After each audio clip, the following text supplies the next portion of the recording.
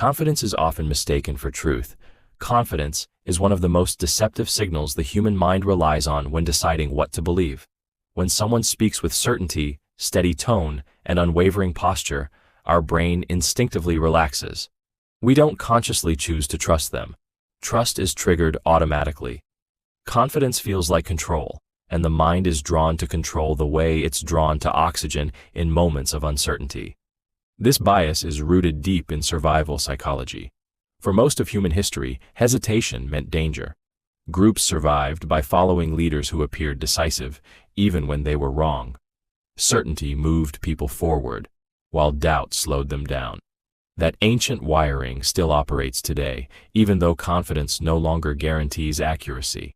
As a result, a confident lie often feels safer than a hesitant truth. What makes this effect dangerous is how effortlessly it bypasses logic. A person who speaks without pauses, avoids qualifiers, and never second-guesses themselves activates an emotional shortcut in the listener's brain. Certainty is mistaken for knowledge. Authority is mistaken for competence. Assertiveness is mistaken for honesty. This is why misinformation spreads faster than facts and why bold claims outperform careful explanations. Confidence also creates social pressure. Questioning a confident person feels uncomfortable, almost rebellious. Disagreement risks conflict, embarrassment, or being perceived as ignorant. Many people comply internally, even when something feels off, simply to avoid that discomfort. This effect thrives in classrooms, workplaces, media, and leadership roles, where certainty is rewarded and doubt is punished. Over time, people learn to perform confidence instead of seeking truth. The most unsettling part is that confidence doesn't just convince others, it convinces the speaker too. Once certainty replaces curiosity, reality stops being questioned. Authority figures are believed without verification. Authority has a unique power over the human mind because it offers relief from uncertainty. When someone is perceived as an expert, a leader, or a figure of status, the brain instinctively shifts responsibility away from itself. Instead of asking, "Is this true?" the mind quietly asks, "Who said it?" and often stops there. Trust is transferred upward, and skepticism fades without resistance. This response is rooted in early conditioning. From childhood, authority figures such as parents, teachers, and institutions are positioned as sources of safety and knowledge. Questioning them is often discouraged or subtly punished, while obedience is rewarded. Over time, the brain learns that compliance equals protection. That lesson doesn't disappear with age, it simply becomes more sophisticated. When an authority figure speaks, their confidence is amplified by symbols of power. Titles, uniforms, credentials, platforms, and even tone of voice signal dominance and expertise. These cues trigger an automatic mental shortcut that bypasses verification. The brain assumes that someone in authority must have already done the thinking, the checking, and the reasoning, making personal scrutiny feel unnecessary or even disrespectful. Emotionally, authority creates pressure. Challenging someone above you risks embarrassment, rejection, or consequences. Even when something sounds wrong, the discomfort of questioning authority often outweighs the discomfort of accepting falsehood. Silence becomes easier than resistance, and belief becomes passive rather than deliberate. This effect is especially dangerous because authority doesn't require truth to function. Once a role is established, statements gain weight, regardless of accuracy. Over time, repeated exposure to unchallenged authority trains people to equate position with correctness. The most unsettling part is that authority doesn't need to demand belief. Belief is freely given, quietly, by a mind eager to feel safe, guided, and absolved from doubt. Repetition makes false ideas feel true. Repetition has a quiet, corrosive power over the human mind because the brain equates familiarity with safety. When an idea is heard once, it may be questioned. When it is heard repeatedly, resistance weakens. The mind stops asking whether the statement is true and begins to feel that it is true. That shift happens without conscious permission. This effect exists because the brain is designed to conserve energy. Verifying information requires effort, while recognizing something familiar feels effortless. Each repetition reduces the mental cost of processing the idea, creating a false sense of certainty. What feels easy to think about begins to feel correct, even when it is inaccurate or harmful. Emotionally, repetition creates comfort. A repeated claim begins to sound less threatening, less controversial, and more normal. Over time, the emotional response softens. Doubt fades, not because it was resolved, but because it was worn down. The idea slips past internal defenses simply because it no longer feels new or dangerous. This is why slogans, headlines, and talking points are repeated endlessly. The goal is not to convince through evidence, but to exhaust skepticism. Each exposure reinforces familiarity, and familiarity breeds acceptance. The brain mistakes recognition for truth, mistaking memory for validation. Repetition is especially effective when combined with authority or emotional language. When the same false idea is echoed by different sources, it creates the illusion of consensus. The mind assumes that if so many voices are saying the same thing, it must be real. Questioning begins to feel unnecessary or even irrational. The most unsettling aspect of this effect is that awareness doesn't fully neutralize it. Even when you know something is false, repeated exposure can make it feel believable. Truth doesn't spread because it is accurate. It spreads because it is repeated, until disbelief becomes emotionally uncomfortable and belief feels inevitable. Scarcity pressures people into bad decisions. Scarcity exerts a powerful grip on the human mind because it activates fear before reason has a chance to speak. When something is framed as limited, disappearing, or about to be taken away, the brain shifts into survival mode.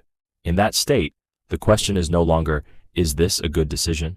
But what if I lose this? Loss becomes emotionally louder than logic. This response is deeply rooted in evolutionary psychology. For early humans, missing out on scarce resources could mean real danger. Food, shelter, and opportunity had to be seized quickly or not at all. That ancient wiring still operates today, even when the scarce thing is a product, an opportunity, or approval. The brain reacts as if hesitation equals threat.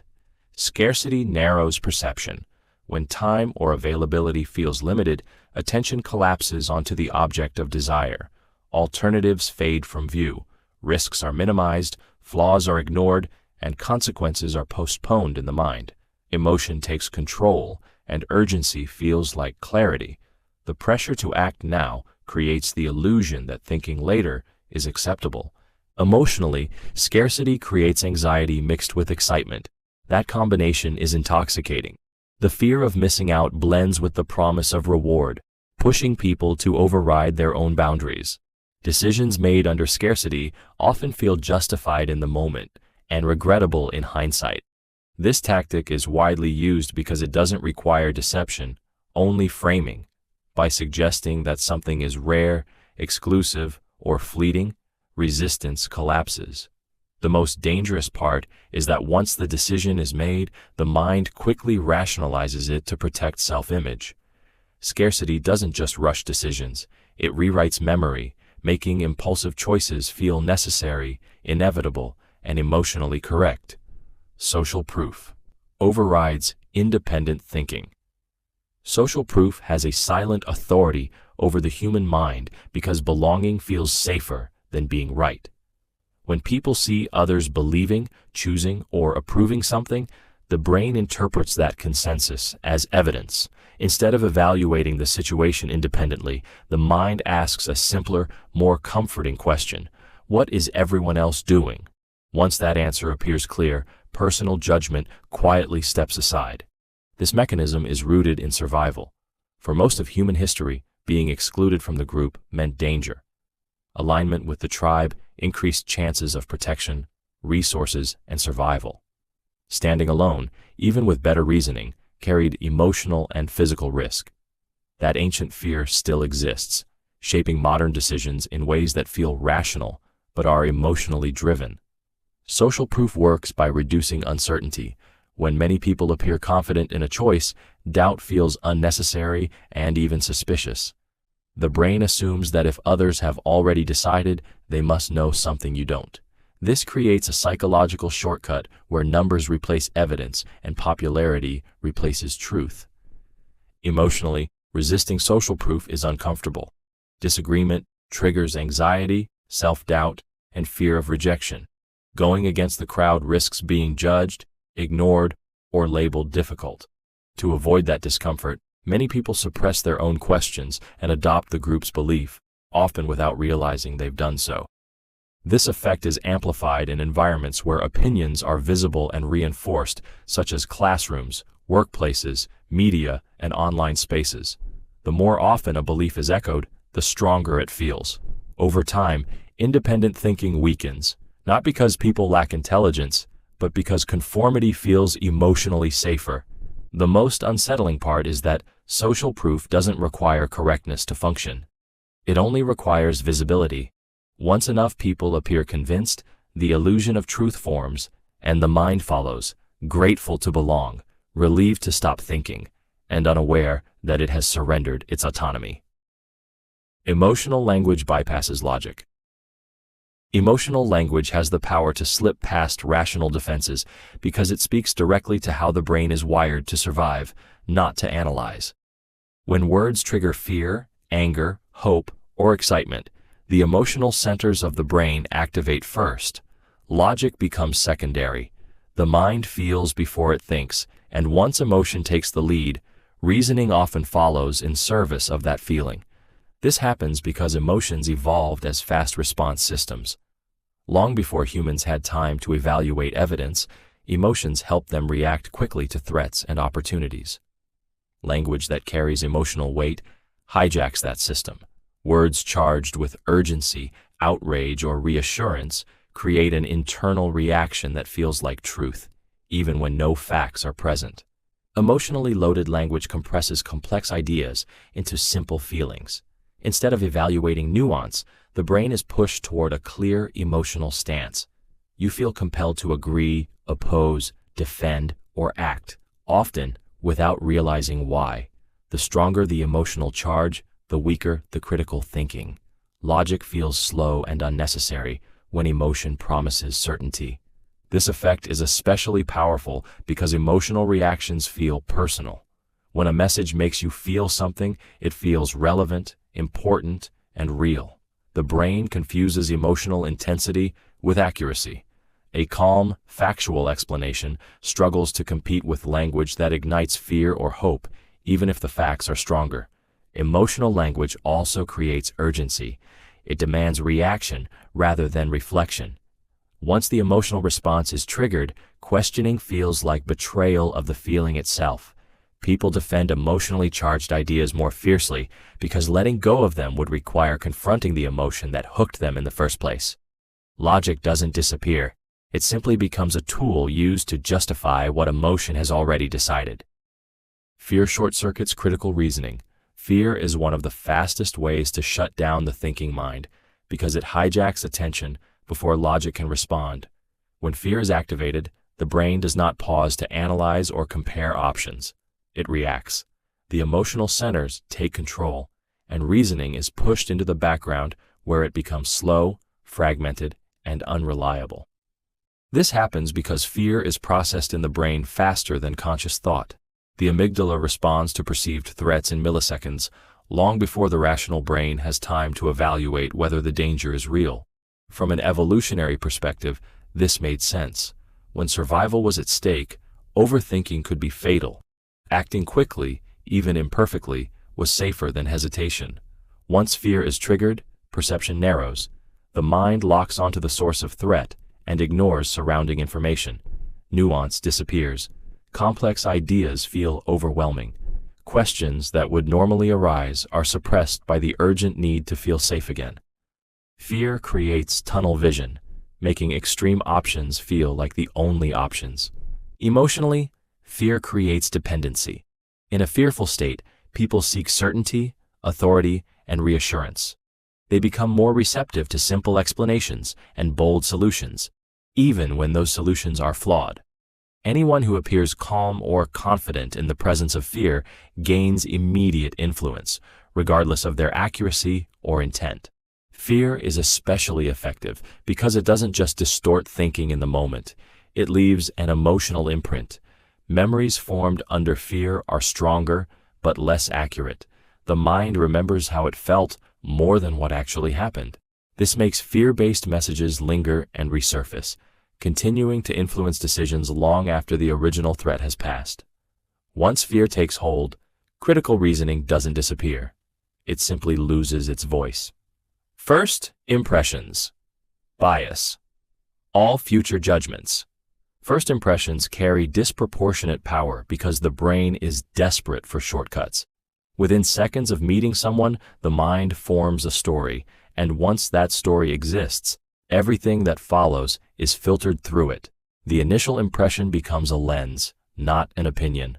From that point on, information is not evaluated objectively.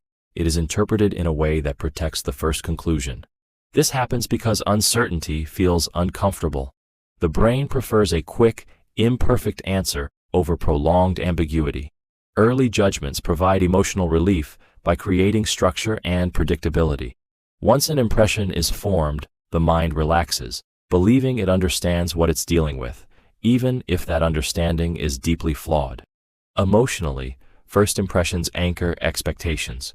If someone is initially perceived as confident, their mistakes are excused. If they are seen as awkward or incompetent, their strengths are overlooked.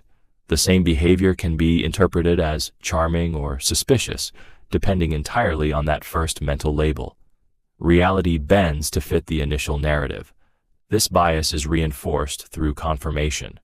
The brain selectively notices evidence that supports its original judgment while ignoring contradictions. Over time, the impression feels increasingly proven, not because it was accurate, but because opposing information was filtered out. The mind confuses consistency with correctness. First impressions are especially dangerous because they feel intuitive and personal. People trust them as gut instincts, rarely questioning their origin. Challenging a first impression feels like questioning one's own perception, which triggers discomfort and resistance. As a result, many judgments remain frozen at the moment of first contact. The most unsettling aspect is that first impressions don't just affect how we see others, they affect how others are allowed to show up.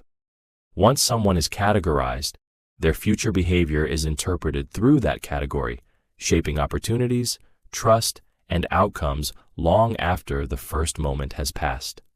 Silence pressures others to fill gaps. Silence is one of the most uncomfortable experiences for the human mind because the brain is wired to seek closure. When a conversation suddenly pauses, tension rises internally. The quiet feels unfinished, unstable, almost threatening. In that moment, the mind rushes to restore balance, often by speaking without intention or restraint. This reaction is rooted in social conditioning. From an early age, silence is associated with disapproval, awkwardness, or conflict. We learn that pauses mean something is wrong, that space must be filled, that stillness invites judgment. As a result, silence becomes emotionally loud. It demands resolution, even when no words are required. When someone deliberately remains silent, they shift psychological pressure onto the other person. The one who speaks first regains comfort, but often gives up control. They may over-explain, reveal more than intended, soften their position, or agree simply to end the discomfort. Silence creates an invisible power imbalance, where the quiet person appears composed while the speaker feels exposed. Emotionally, silence triggers anxiety and self-doubt.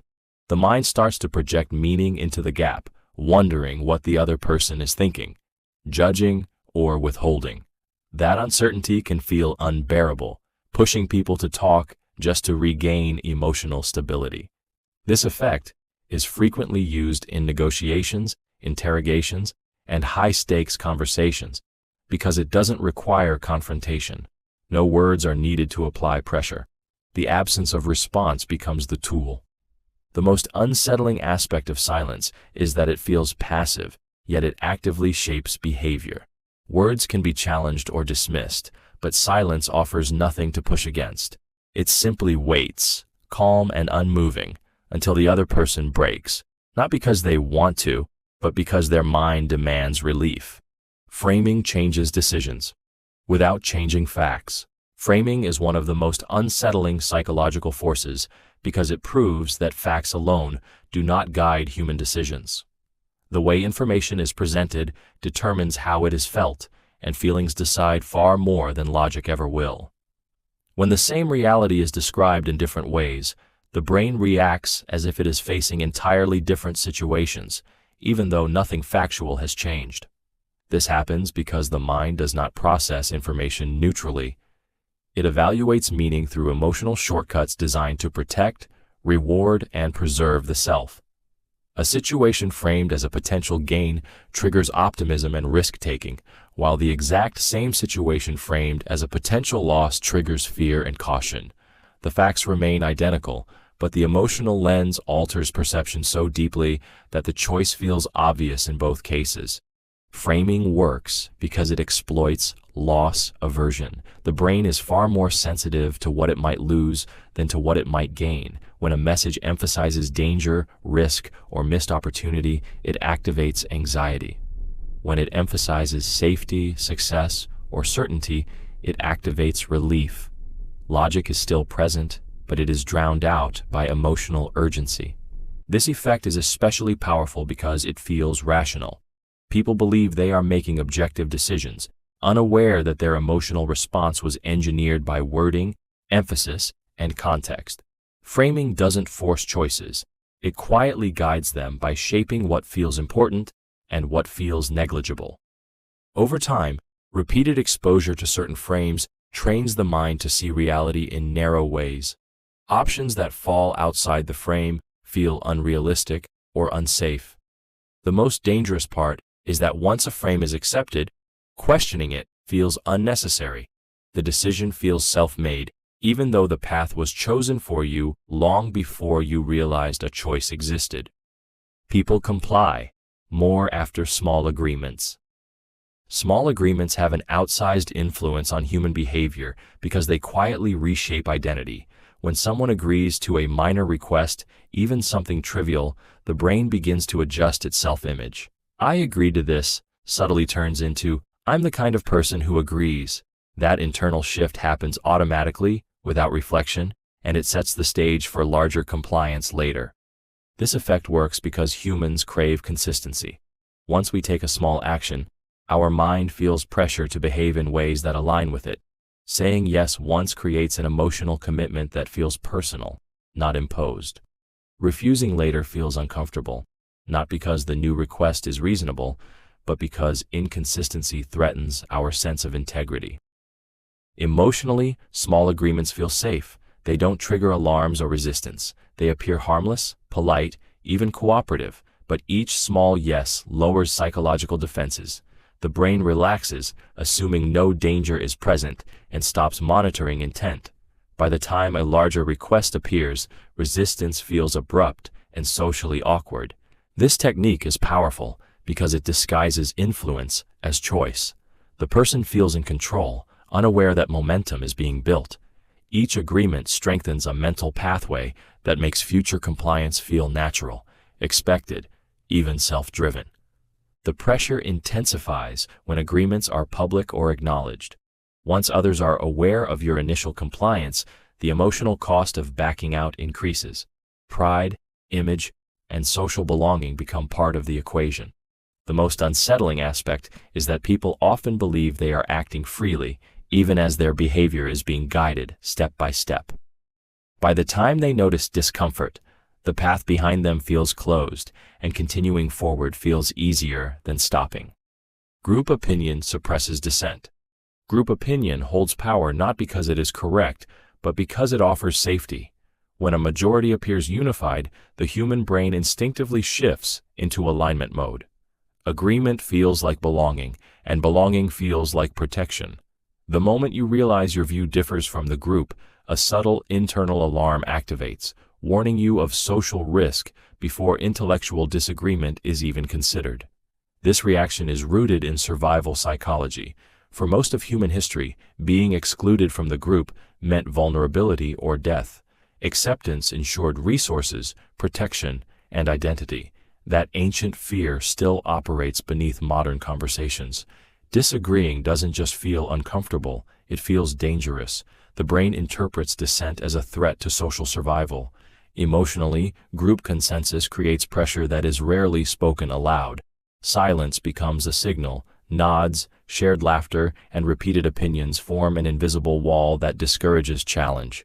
Even when someone notices flaws in the dominant view, speaking up risks being labeled difficult, ignorant, or disloyal. The cost of dissent feels higher than the cost of being wrong. As more people suppress their objections, the illusion of agreement strengthens. Each silent individual becomes evidence that the group must be right. This creates a feedback loop where conformity reinforces itself. Over time, doubt doesn't disappear because it was resolved, but because it was buried under social pressure. What makes this effect especially dangerous is that it distorts reality. Intelligent, capable individuals begin to distrust their own perceptions. Private uncertainty grows, while public agreement remains intact. The group moves forward with confidence, mistaking silence for consensus and conformity for truth. Once group opinion solidifies, dissent feels disruptive rather than necessary. Questioning becomes framed as betrayal, not inquiry. In that environment, false ideas don't need to be defended. They are protected by the quiet fear of standing alone. Familiarity creates false trust. Familiarity has a quiet way of disarming the mind, because what feels known feels safe. When something or someone is encountered repeatedly, the brain lowers its guard without asking permission. Suspicion fades, not because danger has disappeared, but because the presence no longer feels unfamiliar. Comfort replaces caution, and trust forms without evidence.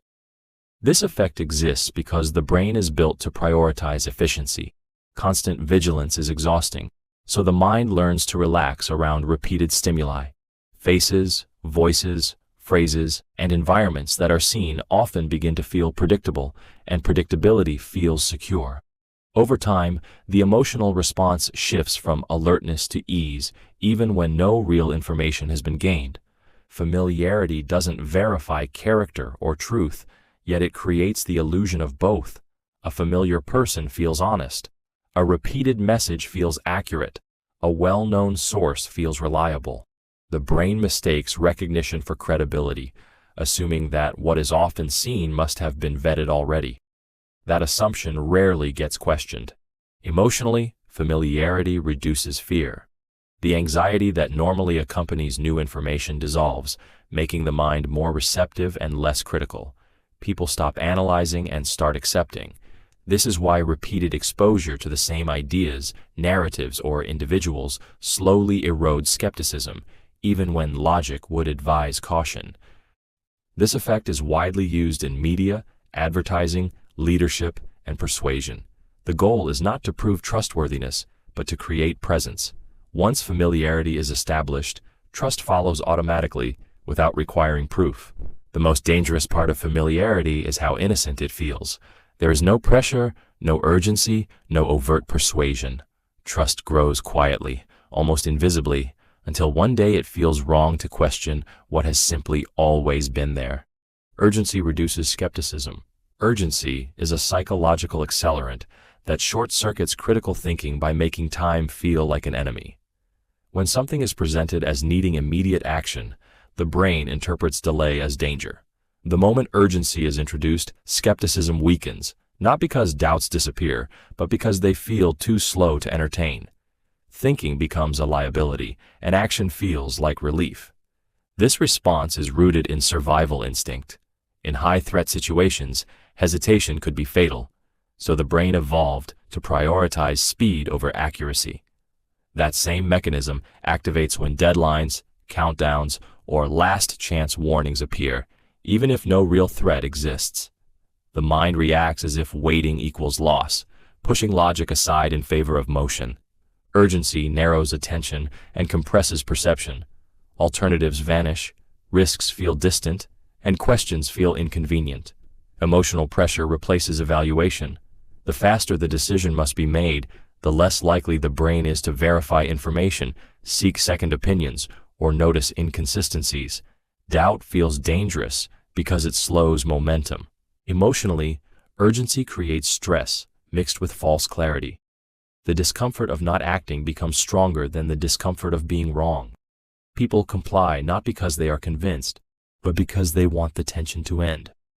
Action becomes a way to escape anxiety rather than a thoughtful choice. This effect is especially effective when paired with authority, scarcity, or emotional language. Urgency gives messages a sense of importance that feels unquestionable. The most dangerous aspect is that once urgency has passed, skepticism often returns too late. The decision is already made, and the mind quickly rationalizes it to protect itself from regret. Labels shape identity and behavior. Labels have a powerful influence over human behavior because they don't just describe people, they define them. When a label is applied, especially by an authority or a group, the brain begins to treat it as a truth about the self. What starts as a word slowly becomes an identity, and identity quietly dictates behavior. This effect forms early in life. Being called smart, lazy, difficult, or talented doesn't just describe a moment, it creates an expectation. The mind adapts to meet that expectation, often without awareness. Once a label is internalized, behavior shifts to stay consistent with it because consistency feels safe and familiar. Emotionally, labels offer certainty. They simplify a complex inner world into something understandable and stable. Even negative labels can feel grounding because they explain why things are the way they are. Letting go of a label creates discomfort because it forces the mind to confront uncertainty and rewrite its story. Labels also shape how others treat you, and that treatment reinforces the label. When people expect certain behavior, they respond in ways that subtly encourage it. Over time, this feedback loop strengthens the identity until the label feels earned rather than imposed. The most dangerous labels are the ones that feel invisible. Phrases like, "You're just not that type of person," or "This is how you are," quietly close doors in the mind. Possibility shrinks. Effort feels pointless. Growth feels unnatural. Once a label is accepted, the brain defends it. Evidence that contradicts the label is ignored or minimized, while supporting moments are magnified. What began as a word becomes a boundary. Behavior follows identity, and identity, once labeled, resists change with emotional force. People defend beliefs tied to identity. When a belief becomes tied to identity, it stops being an idea and becomes a part of the self. Challenging that belief no longer feels like a disagreement. It feels like a personal attack. The brain reacts emotionally, not intellectually, because protecting the belief now means protecting who someone believes they are. This connection forms gradually. Beliefs linked to culture, values, politics, religion, or personal history become symbols of belonging and self-worth. Over time, agreeing with those beliefs signals loyalty, while questioning them feels like betrayal. The mind learns that abandoning the belief risks losing identity, community, and meaning all at once. Emotionally, identity-based beliefs trigger defensiveness because they threaten stability. When confronted with opposing information, the brain doesn't ask whether the information is accurate. It asks whether accepting it would fracture the self. Fear answers first. Logic arrives too late, often dismissed before it is fully processed. This is why facts alone rarely change deeply held beliefs. Evidence that contradicts identity-linked views creates cognitive and emotional pain. To avoid that discomfort, the mind rationalizes, dismisses sources, or reframes information to fit the existing narrative. The belief survives not because it is true, but because it feels necessary. Social reinforcement strengthens this effect. When beliefs are shared within a group, defending them becomes a performance of loyalty. Agreement earns acceptance, while doubt risks isolation. Over time, even internal questioning feels dangerous, as if thinking differently could unravel everything familiar. The most unsettling aspect is that the stronger someone's identity is tied to a belief, the more resistant they become to reflection. Certainty feels like self-respect. Doubt feels like weakness. In that state, changing one's mind doesn't feel like growth, it feels like self-destruction, and the mind will fight relentlessly to avoid it. Loss feels worse than equivalent. Gain. Loss carries a heavier emotional weight than gain because the human mind is wired to protect what it already has. When something is threatened, the brain reacts with urgency and fear, even if the potential loss is small. Gaining something new may bring pleasure, but losing something familiar triggers pain that feels immediate and personal. That imbalance quietly shapes countless decisions. This response is rooted in survival. For early humans, loss often meant danger. Loss of food, shelter, status, or connection could threaten survival itself. The brain learned to treat loss as an emergency. That ancient alarm system still activates today, even when the stakes are minor or symbolic. Emotionally, loss feels like damage, while gain feels like a bonus. Because of this, people will often take irrational risks to avoid losing what they already possess. They cling to bad decisions, unhealthy relationships, or failing strategies simply because letting go feels worse than staying. The mind frames loss as a failure, an admission of mistake, or a threat to identity, making it emotionally intolerable. This effect is powerful in persuasion because it shifts focus from opportunity to fear. When something is framed as about to be taken away, logic weakens and urgency takes over.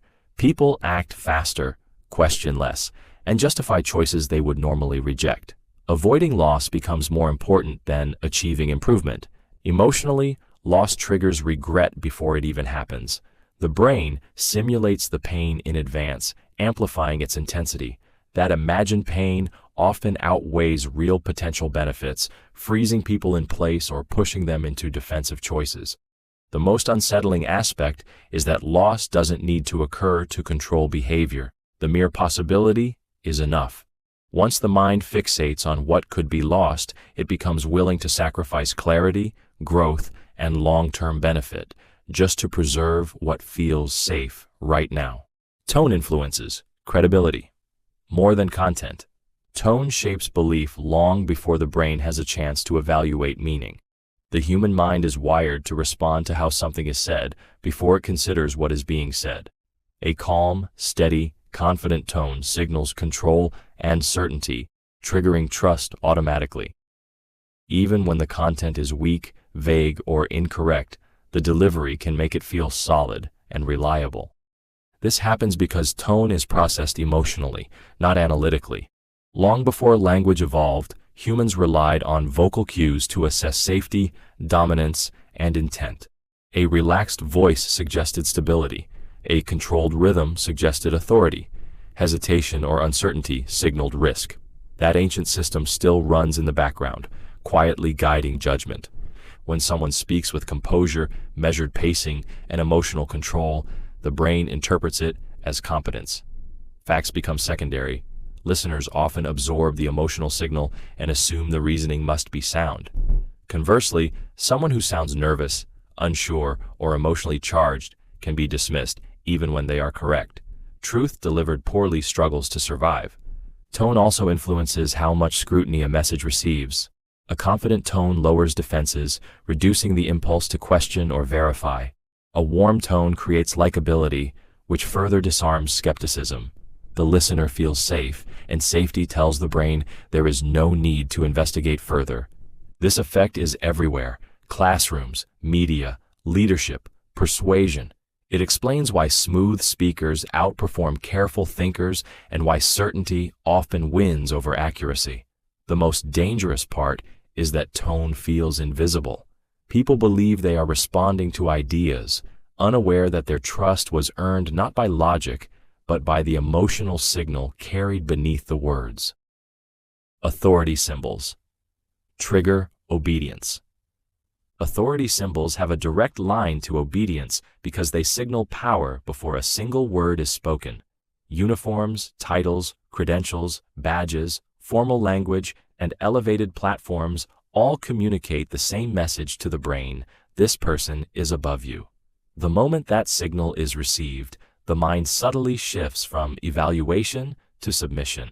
This response is conditioned early. From childhood, symbols of authority are associated with rules, punishment, and approval. Teachers stand at the front. Parents make decisions. Institutions display logos and titles. Over time, the brain learns that authority symbols represent control and consequence. Questioning them feels risky, even when no real danger exists. Emotionally, authority symbols reduce personal responsibility.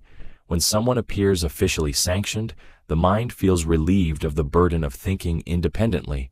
Obedience becomes a way to feel safe, correct, and aligned with order. The question, "Is this right?" is quietly replaced with, "Is this allowed?" or "Is this expected?" These symbols also suppress doubt in others. When a person looks authoritative, their statements gain weight regardless of content. The brain assumes competence based on appearance, not evidence. This creates a psychological shortcut where credibility is granted automatically, bypassing verification. What makes this effect especially dangerous is how subtle it feels. Obedience doesn't feel like fear, it feels like normal behavior.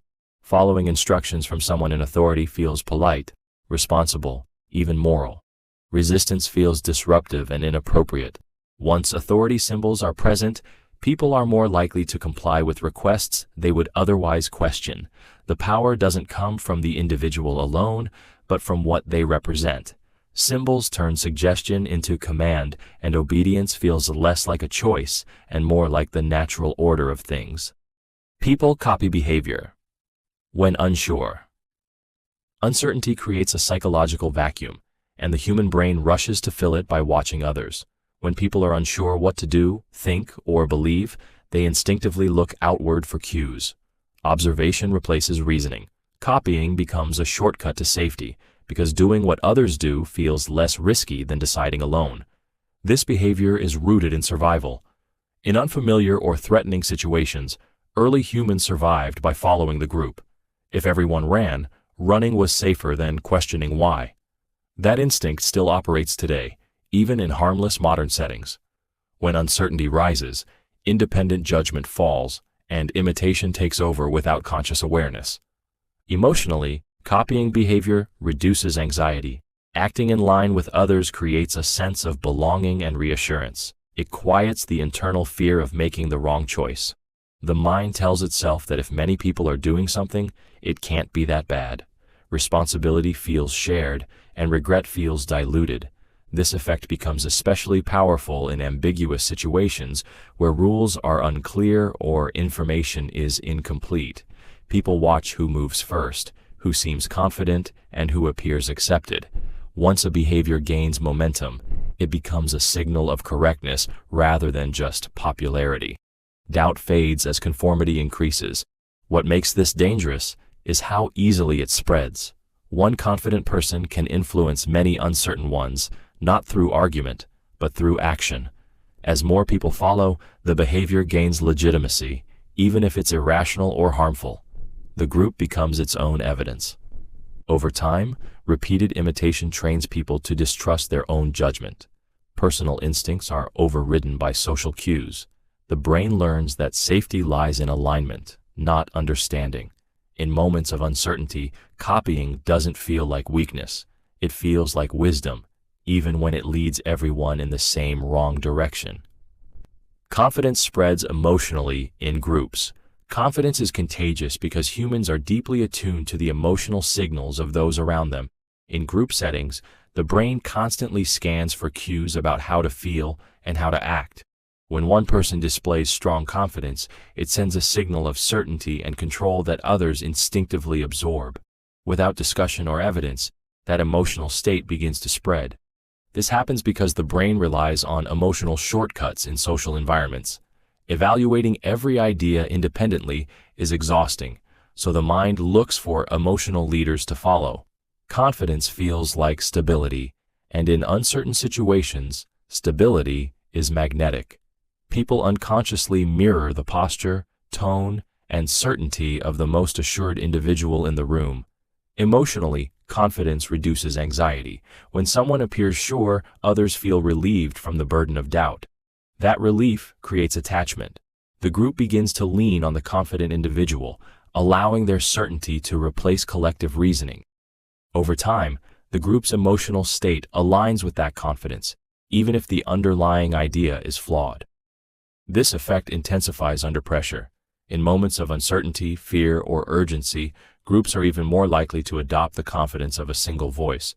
Doubt feels dangerous, while confidence feels like direction. The emotional comfort of having someone who knows what they're doing overrides the need for verification. The danger is that confidence spreads faster than accuracy. Once a group emotionally commits to a confident stance, questioning it feels disruptive and socially risky. Skepticism is reframed as negativity or weakness, and hesitation is mistaken for incompetence. The most unsettling part is that confidence doesn't need to be justified to dominate a group. It only needs to be expressed strongly and consistently. Once it takes hold emotionally, the group moves together, unified not by truth, but by the shared feeling of certainty. Stories override statistics. Stories have a unique power over the human mind because they speak directly to emotion, not calculation. When people hear statistics, the brain shifts into analysis mode, which requires effort and distance. When people hear a story, the brain steps inside it. Attention narrows, empathy activates, and logic quietly moves to the background. What feels real becomes more persuasive than what is true. This happens because the brain evolved to learn through narrative, not numbers. Long before data and charts existed, humans passed knowledge through stories that carried meaning, danger, and survival lessons. A single vivid example could shape behavior more effectively than abstract probabilities. That wiring remains intact even in a world dominated by information. Emotionally, stories create identification. When a listener connects with a character, their experiences begin to feel personal. Fear, hope, anger, and relief are mirrored internally, making the message memorable and impactful. Statistics describe patterns. Stories create consequences. The mind gives more weight to what it can feel than to what it can calculate. This is why one emotional anecdote can outweigh mountains of data.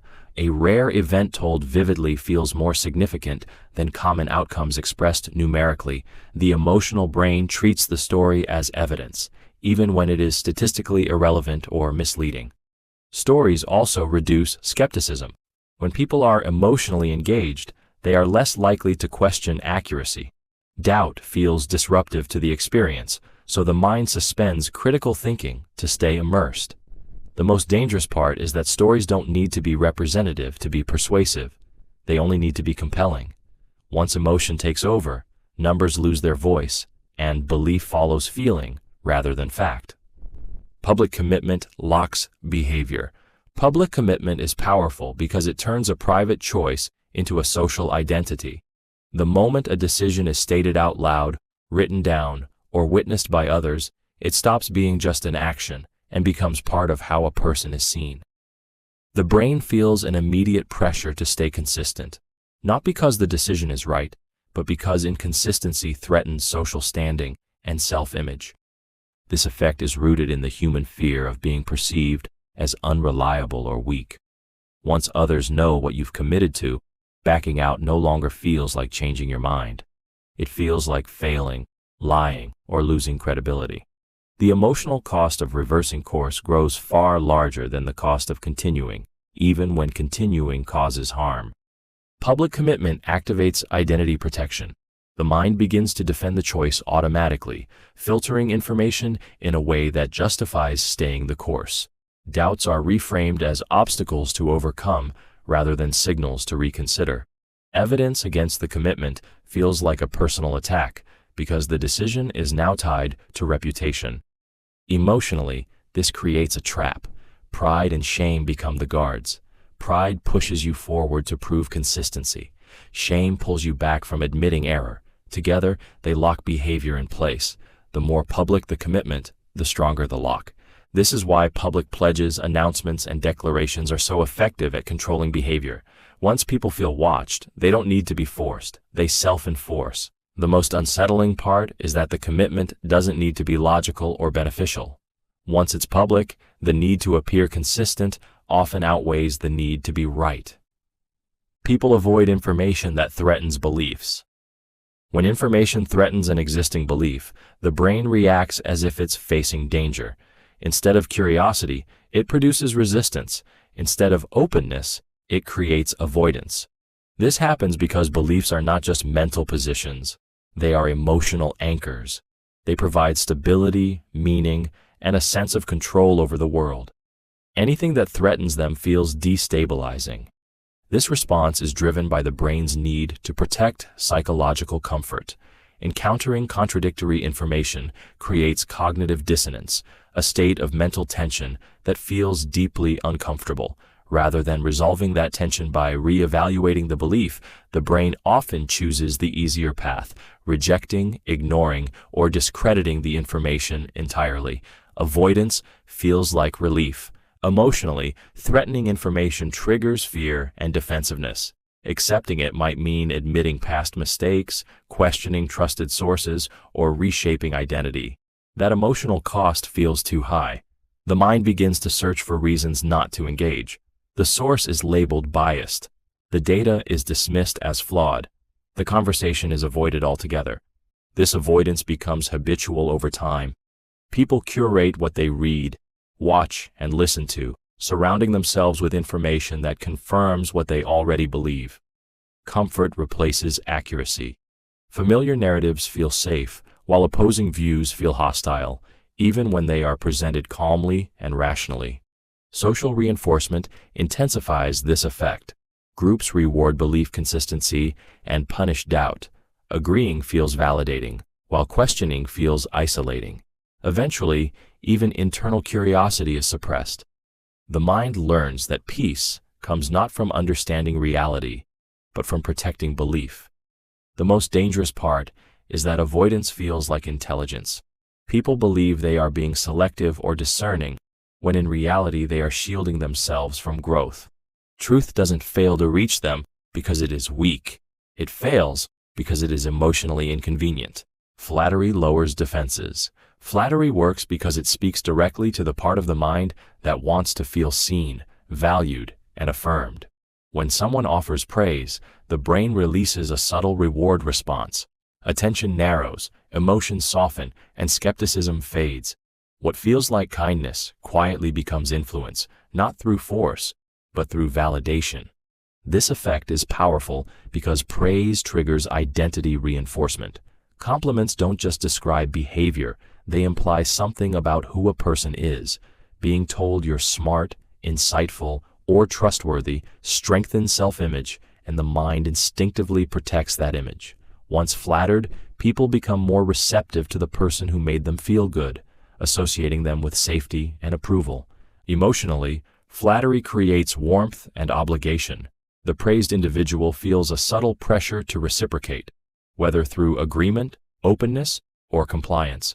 Questioning or resisting the flatterer suddenly feels uncomfortable, almost rude, because doing so risks disrupting the positive emotional exchange. Flattery also lowers critical thinking by shifting focus inward. Instead of analyzing the situation objectively, attention moves toward maintaining the pleasant emotional state. The mind becomes less vigilant, more permissive, and more willing to accept suggestions that align with the positive identity being reinforced. This is why flattery is so effective in persuasion, manipulation, and influence.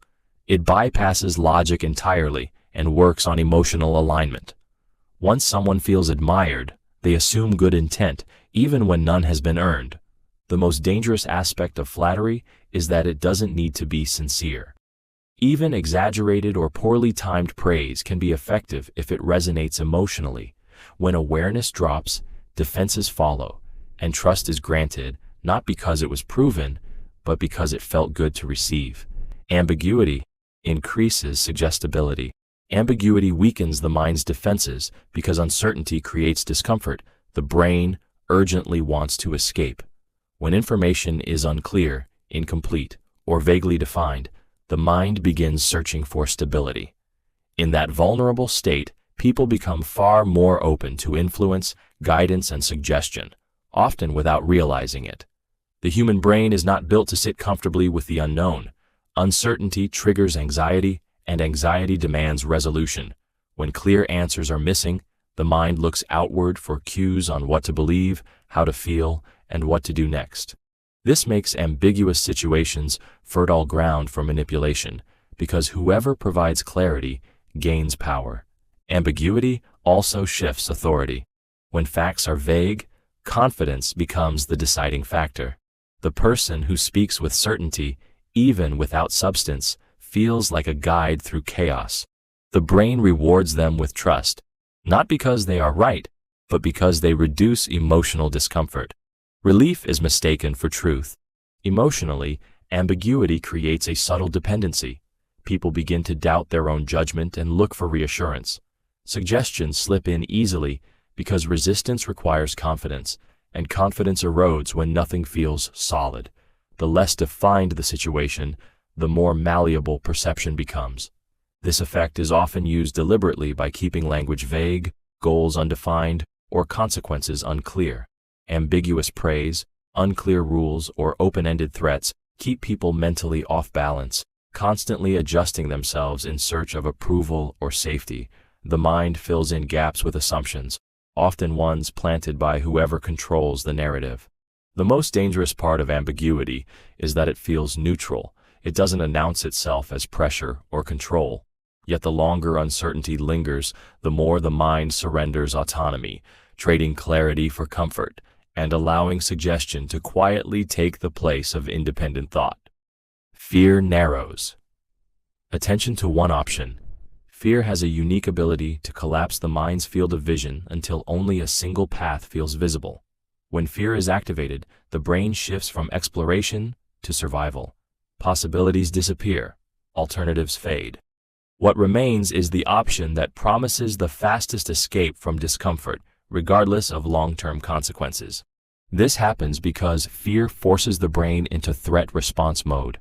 Instead of weighing outcomes or considering nuance, the mind becomes obsessed with immediate relief. The nervous system demands action, not understanding. In that state, complexity feels overwhelming, and simplicity feels like safety. The brain latches onto one solution and treats it as the only solution. Emotionally, this creates a sense of urgency that feels like clarity. The chosen option feels obvious, necessary, and unquestionable. Doubt feels dangerous. Pausing feels irresponsible. Fear reframes hesitation as risk, pushing the mind toward decisive action even when that action is poorly thought out. This narrowing of attention is why fear is so effective in persuasion and control. By amplifying threat, other choices are psychologically erased. People stop asking, "What else could I do?" and start thinking, "I have no choice." That feeling of inevitability is powerful because it removes agency while preserving the illusion of choice.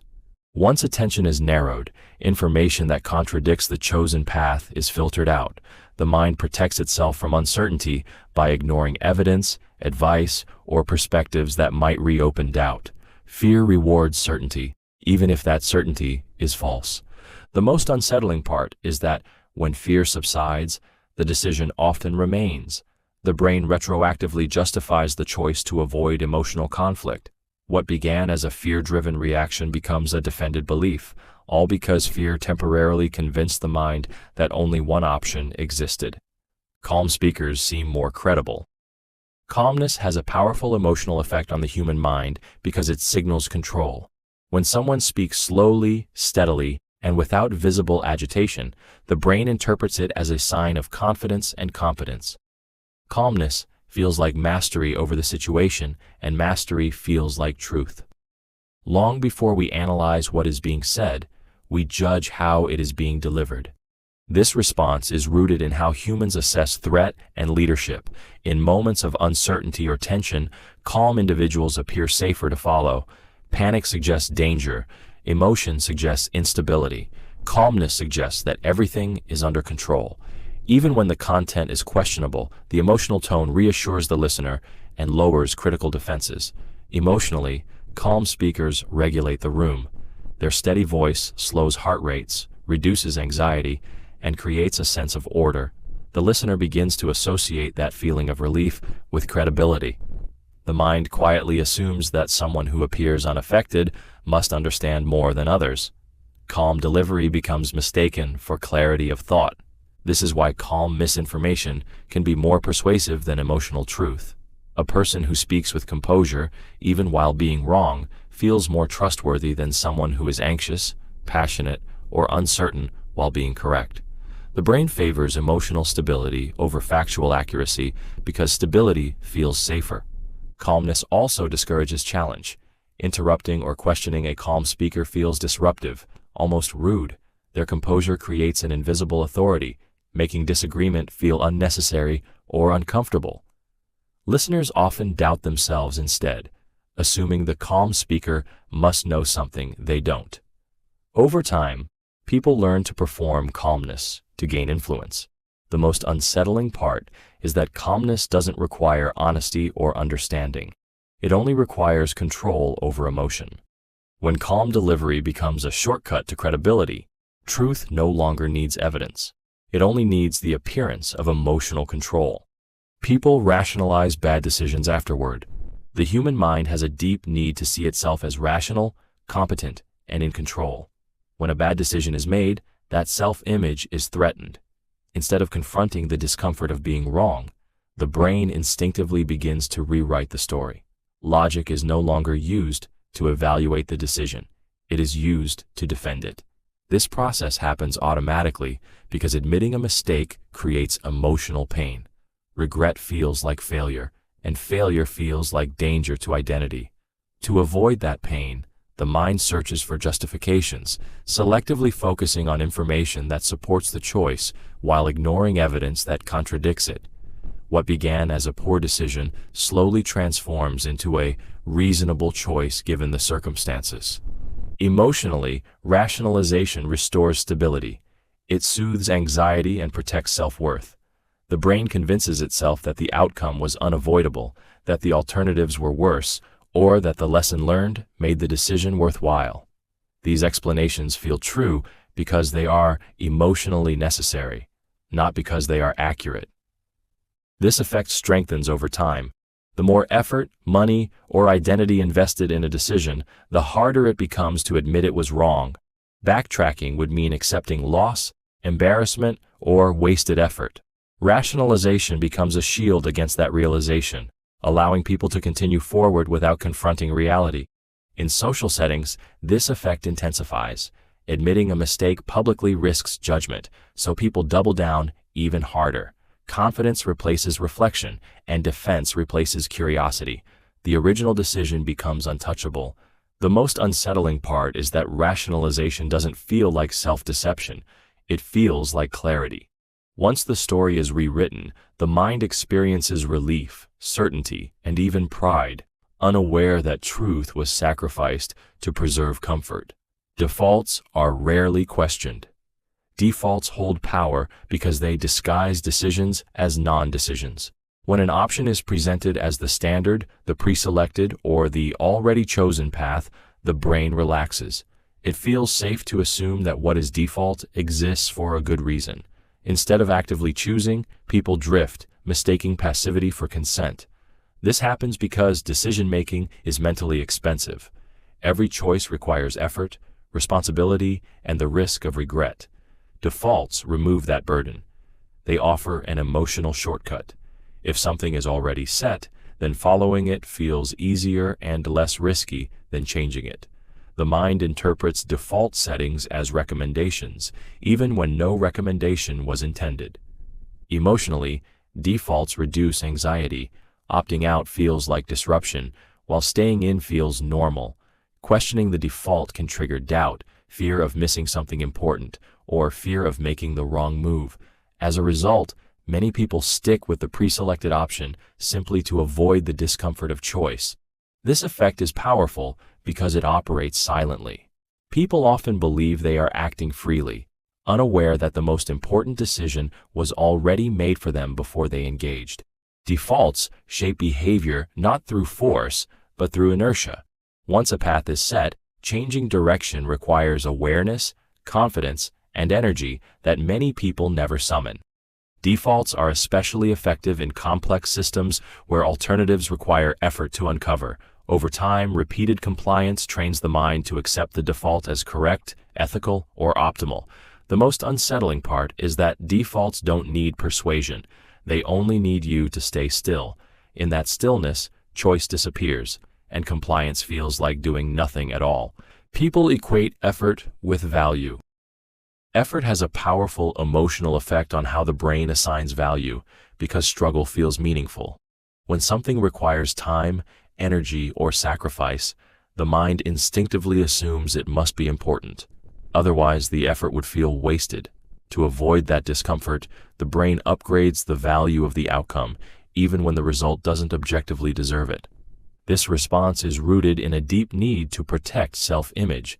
Admitting that something you worked hard for isn't valuable creates cognitive pain. It implies poor judgment, misplaced priorities, or vulnerability.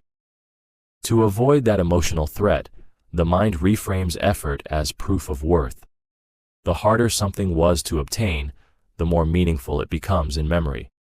Emotionally, effort creates attachment. Struggle builds a story, and stories anchor identity. When effort is involved, the outcome feels personal, not neutral. Criticism of the result feels like criticism of the self, because the work invested becomes part of who you are. This makes people defend low-quality results simply because they required sacrifice.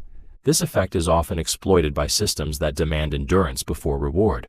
Long processes, complex rules, and artificial difficulty increase perceived value by forcing investment. Once effort has been spent, walking away feels like loss, not freedom.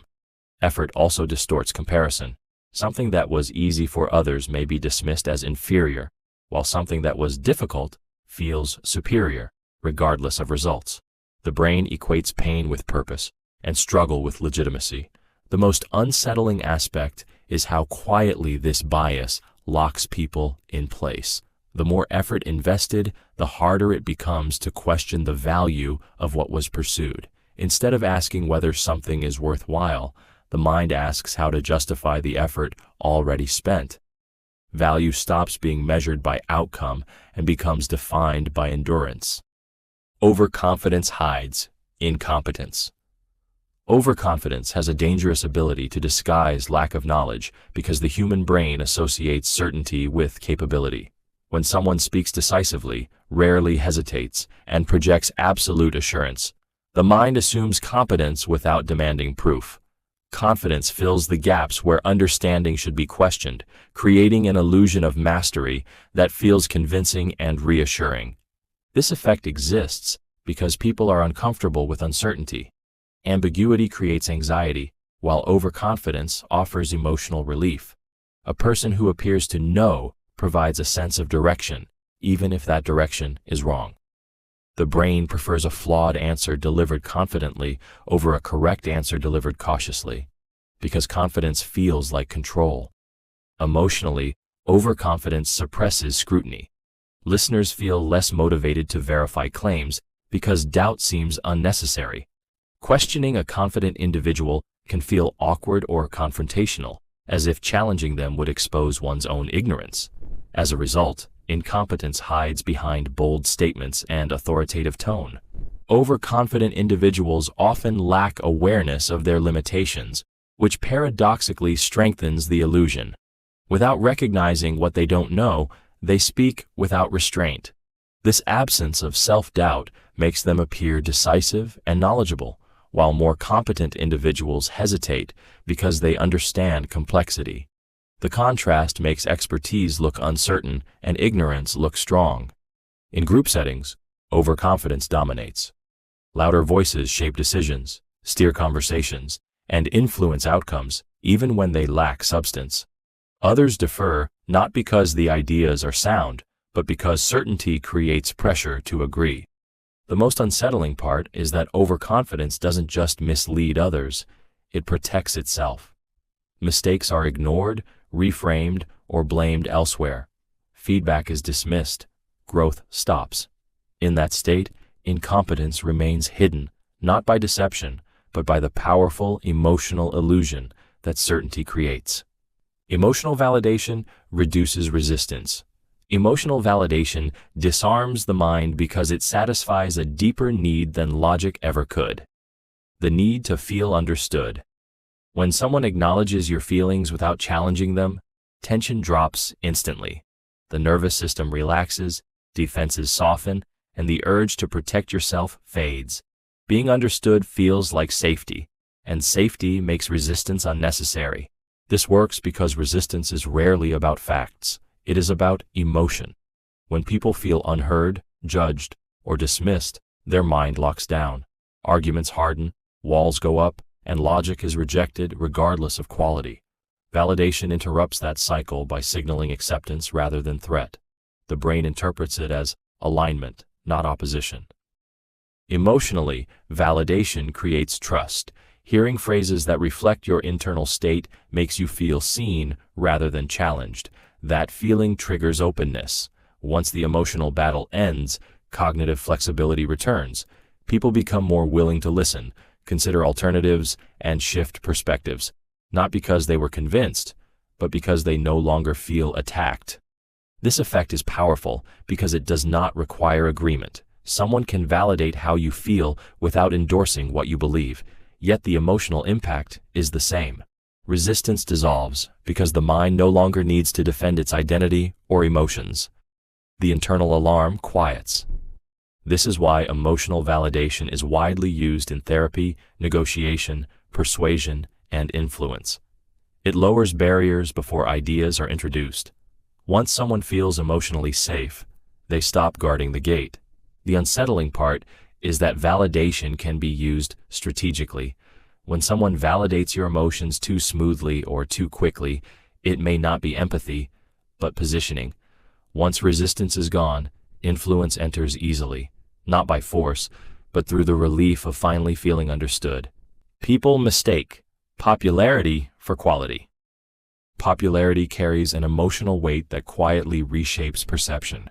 When something is widely liked, shared, praised, or followed, the brain assumes it must be good. This assumption happens instantly, without investigation. Popularity feels like proof, even when no actual evidence of quality exists. This effect comes from social survival instincts. For most of human history, aligning with the group increased chances of safety and belonging. If many people approved of something, it was safer to approve too. Standing apart carried social risk. That ancient instinct still operates, causing the brain to equate widespread acceptance with correctness or value. Popularity also reduces effort. If many others have chosen something, the mind feels relieved of responsibility. So many people can't be wrong becomes a comforting shortcut. Instead of evaluating substance, the brain relies on numbers as a substitute for judgment. The crowd becomes a filter that decides what deserves attention. Emotionally, popularity triggers fear of missing out and desire for belonging. Liking what others like feels socially safe. Disliking it feels isolating. This pressure subtly nudges people to reinterpret their own preferences, often convincing themselves they enjoy something simply because others do. This effect is amplified in environments where visibility equals legitimacy. Views, likes, applause, and rankings create the illusion of merit. Over time, exposure alone breeds familiarity, and familiarity strengthens acceptance. Quality becomes secondary to recognition. The most dangerous part is that popularity can sustain itself even when quality declines. Once something is labeled as widely loved, questioning it feels unnecessary or arrogant. The mind stops asking whether it's actually good and starts asking why it's so popular, quietly accepting the answer as self-evident. Repetition beats evidence. Repetition has a quiet dominance over truth because the brain is built to trust what it encounters often. Evidence requires effort to evaluate, compare, and understand. Repetition requires nothing but exposure. Over time, the mind begins to favor what feels familiar over what is proven, because familiarity feels safe and effortless. Each repeated idea becomes easier to process, and that ease is misinterpreted as correctness. The brain confuses fluency with truth. What once sounded questionable starts to feel normal, then reasonable, then obvious. Evidence may contradict it, but contradiction feels uncomfortable when familiarity has already taken root. Emotionally, repetition creates a sense of stability. Hearing the same message again and again reduces uncertainty and lowers anxiety. The mind gravitates toward ideas that feel settled rather than ideas that demand constant reassessment. This makes repetition emotionally rewarding, even when it reinforces falsehoods. This effect is why simple claims repeated often overpower complex facts presented rarely. Evidence tends to be nuanced and conditional, while repetition is blunt and absolute. The brain prefers certainty over complexity, especially under stress. As a result, the loudest idea wins, not the most accurate one. Repetition also creates the illusion of consensus. When the same message appears across different voices or platforms, the mind assumes widespread agreement. The source becomes irrelevant. What matters is frequency. The idea feels socially validated, even if it is unsupported. The most disturbing part is that evidence doesn't disappear, it simply loses emotional weight. Facts feel cold and distant compared to the warm familiarity of repetition. Over time, people stop asking for proof and start asking why anyone would doubt something that feels so obviously true. People prefer simple explanations. The human mind is drawn to simplicity because complexity feels exhausting. When faced with complicated explanations, the brain experiences friction, uncertainty, and effort. Simple explanations, on the other hand, feel clean, satisfying, and emotionally relieving. They create the sense that the world is understandable and under control, even when it isn't. This preference is rooted in how the brain conserves energy. Thinking deeply requires effort, time, and tolerance for ambiguity. Simple explanations reduce that burden. They offer quick closure, allowing the mind to move on without wrestling with nuance. The brain isn't asking whether the explanation is complete or accurate. It's asking whether it feels easy to accept. Emotionally, simplicity feels reassuring. A clear cause, a single reason, or an obvious answer calms anxiety. Complexity introduces doubt and forces the uncomfortable admission that reality may be messy or unresolved. Simple explanations protect people from that discomfort by offering certainty, even if that certainty is false. This is why oversimplified narratives spread so easily. They assign blame quickly, create heroes and villains, and reduce complex systems into digestible stories. The emotional payoff is immediate. Confusion disappears, replaced by confidence. People feel informed without having done the work of understanding. Simple explanations also discourage questioning. Once an answer feels obvious, curiosity shuts down. Alternative perspectives feel unnecessary or threatening. The mind mistakes clarity for truth and ease for accuracy. Those who introduce nuance are often seen as complicating things rather than clarifying them. The danger lies in how simplicity shapes belief. When explanations are stripped of context, uncertainty, and depth, reality becomes distorted. Yet the emotional comfort they provide makes them hard to resist. The brain isn't wired to seek truth at all costs. It is wired to seek understanding that feels manageable, even if that understanding is incomplete or wrong. Being liked influences trust more than facts. Trust is often built on emotion long before it is built on evidence. When someone is likable, the brain instinctively relaxes around them. Warmth, friendliness, and charm trigger a sense of safety that facts alone struggle to create.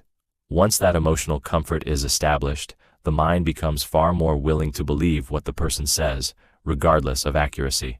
This happens because the brain associates likability with good intentions. A person who feels pleasant to be around is unconsciously assumed to be honest, harmless, and aligned with your interests. That assumption lowers skepticism. Instead of evaluating information critically, the mind evaluates the person delivering it. If they feel good, their message feels safer. Emotionally, liking creates bias. We want people we enjoy to be right. Disagreeing with them introduces discomfort, tension, and the risk of disrupting a positive connection. To avoid that unease, the mind often bends interpretation, giving their claims the benefit of the doubt while scrutinizing others more harshly. This effect is reinforced socially. Likable individuals are forgiven more easily, questioned less, and trusted faster. Their mistakes are minimized, their confidence amplified, and their inconsistencies overlooked. Facts coming from them feel lighter, less threatening, and more acceptable simply because of who they are. In persuasive environments, likability becomes a shortcut to influence. Humor, relatability, and warmth are used to bypass critical thinking. Once people feel emotionally aligned, facts are no longer required to earn trust. The most unsettling part is that likability can be manufactured. Charisma, flattery, and friendliness can be learned and deployed strategically. When trust is granted because someone feels good rather than because they are accurate, truth becomes secondary to connection, and belief follows emotion instead of reality. People fear social rejection intensely. Fear of social rejection runs deeper than most physical fears because, to the human brain, rejection once meant danger. Being excluded from the group historically reduced access to protection, resources, and survival. That ancient threat still echoes in the nervous system today, even when rejection carries no physical consequence. The brain reacts as if social exclusion is an emergency. This fear operates automatically. When the possibility of rejection appears, the body responds with anxiety, tension, and heightened awareness. Logical thinking weakens as the emotional brain takes control. Approval becomes safety, and disapproval becomes threat. In that state, people are far more willing to adjust their opinions, silence their doubts, or comply with expectations just to remain accepted. Social rejection doesn't need to be explicit to be powerful. A pause in conversation, a raised eyebrow, exclusion from a group, or subtle disapproval can trigger intense discomfort. The brain reads these signals as warnings, pushing the individual to self-correct.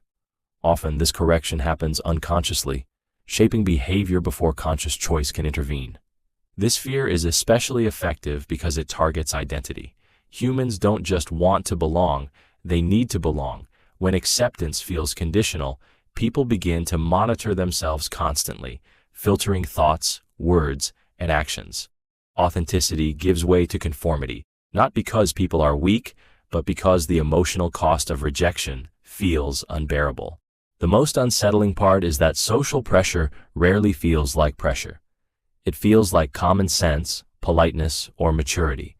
Yet beneath that surface, fear is steering behavior, quietly convincing people to trade truth for acceptance and silence for safety. Authority discourages questioning. Authority discourages questioning not through force, but through atmosphere. When someone is positioned as an authority, the space around them subtly changes. The brain senses hierarchy, and curiosity gives way to caution. Questions that would feel natural elsewhere suddenly feel risky, inappropriate, or disrespectful. This conditioning begins early. Children learn that questioning authority can lead to punishment, embarrassment, or withdrawal of approval. Even when authority figures encourage questions, the emotional memory of past consequences lingers. Over time, the brain associates authority with restraint. Silence becomes safer than inquiry. Emotionally, authority introduces self-doubt. When someone is perceived as more knowledgeable or powerful, the mind turns inward and questions itself instead. "They probably know better," replaces "is this correct?" The discomfort of challenging authority often outweighs the discomfort of confusion, so uncertainty is endured quietly. Authority also shifts responsibility. When someone else is in charge, the mind feels relieved of the duty to think critically. Obedience becomes a shortcut to safety. Questioning feels like stepping outside the system, exposing oneself to judgment or exclusion. Compliance feels like belonging. This effect is reinforced socially. Those who question authority are often labeled difficult, rebellious, or problematic, while those who comply are rewarded with approval and status. The message is clear, even when unspoken. Acceptance is conditional on agreement. What makes this especially powerful is how invisible it feels. People often believe they are choosing not to question, when in reality, their curiosity has been quietly suppressed. Authority doesn't need to forbid questions. It only needs to make questioning feel uncomfortable. Over time, Repeated exposure to unquestioned authority trains the mind to stop asking altogether. Curiosity fades. Critical thinking dulls, not because people lack intelligence, but because authority has taught them that silence is safer than understanding. People overestimate consensus. The human mind has a powerful tendency to believe that its views are widely shared, even when they are not. When people hold an opinion, they often assume it represents the majority, not because they've verified it, but because agreement feels natural and disagreement feels invisible. The brain mistakes familiarity with popularity, confusing what is common in one's environment with what is common everywhere.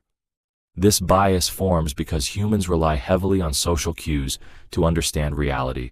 We gauge what is normal by what we hear most often, who we are surrounded by, and which voices are the loudest.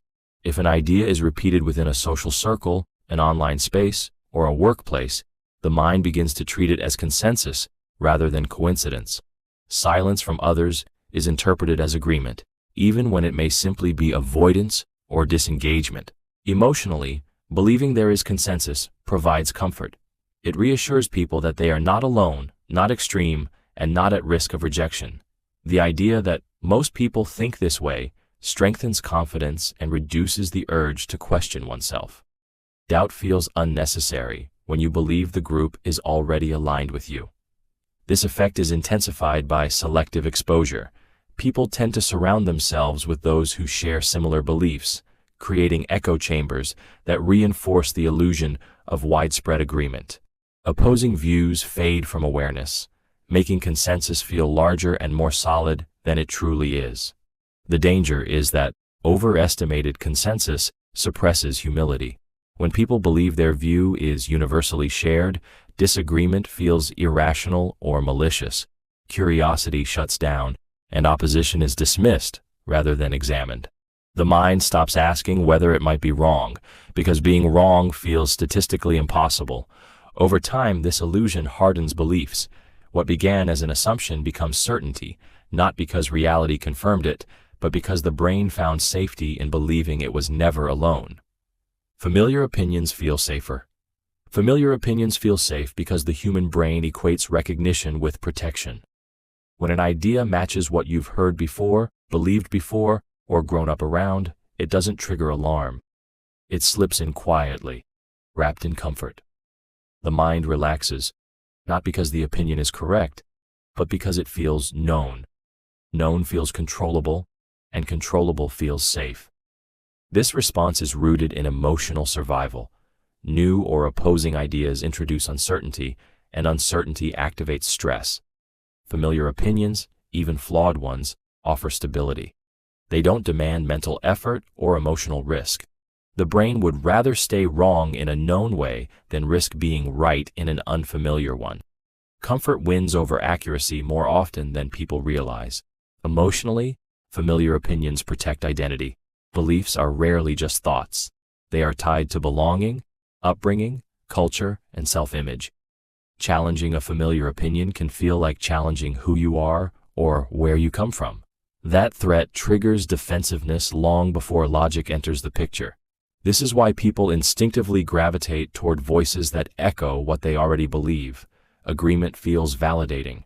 It reassures the mind that it is aligned, accepted, and not alone. Dissent, even when reasonable, feels destabilizing.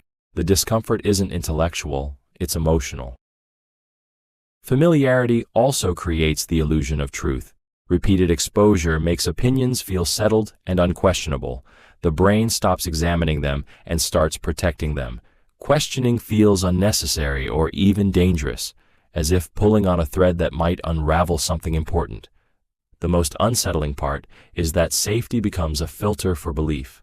Ideas aren't judged by evidence, but by how familiar they feel. Once comfort becomes the standard, growth slows, curiosity fades, and the mind quietly trades truth for emotional security. Labels create self-fulfilling behavior. Labels have power because they don't just describe behavior, they shape identity.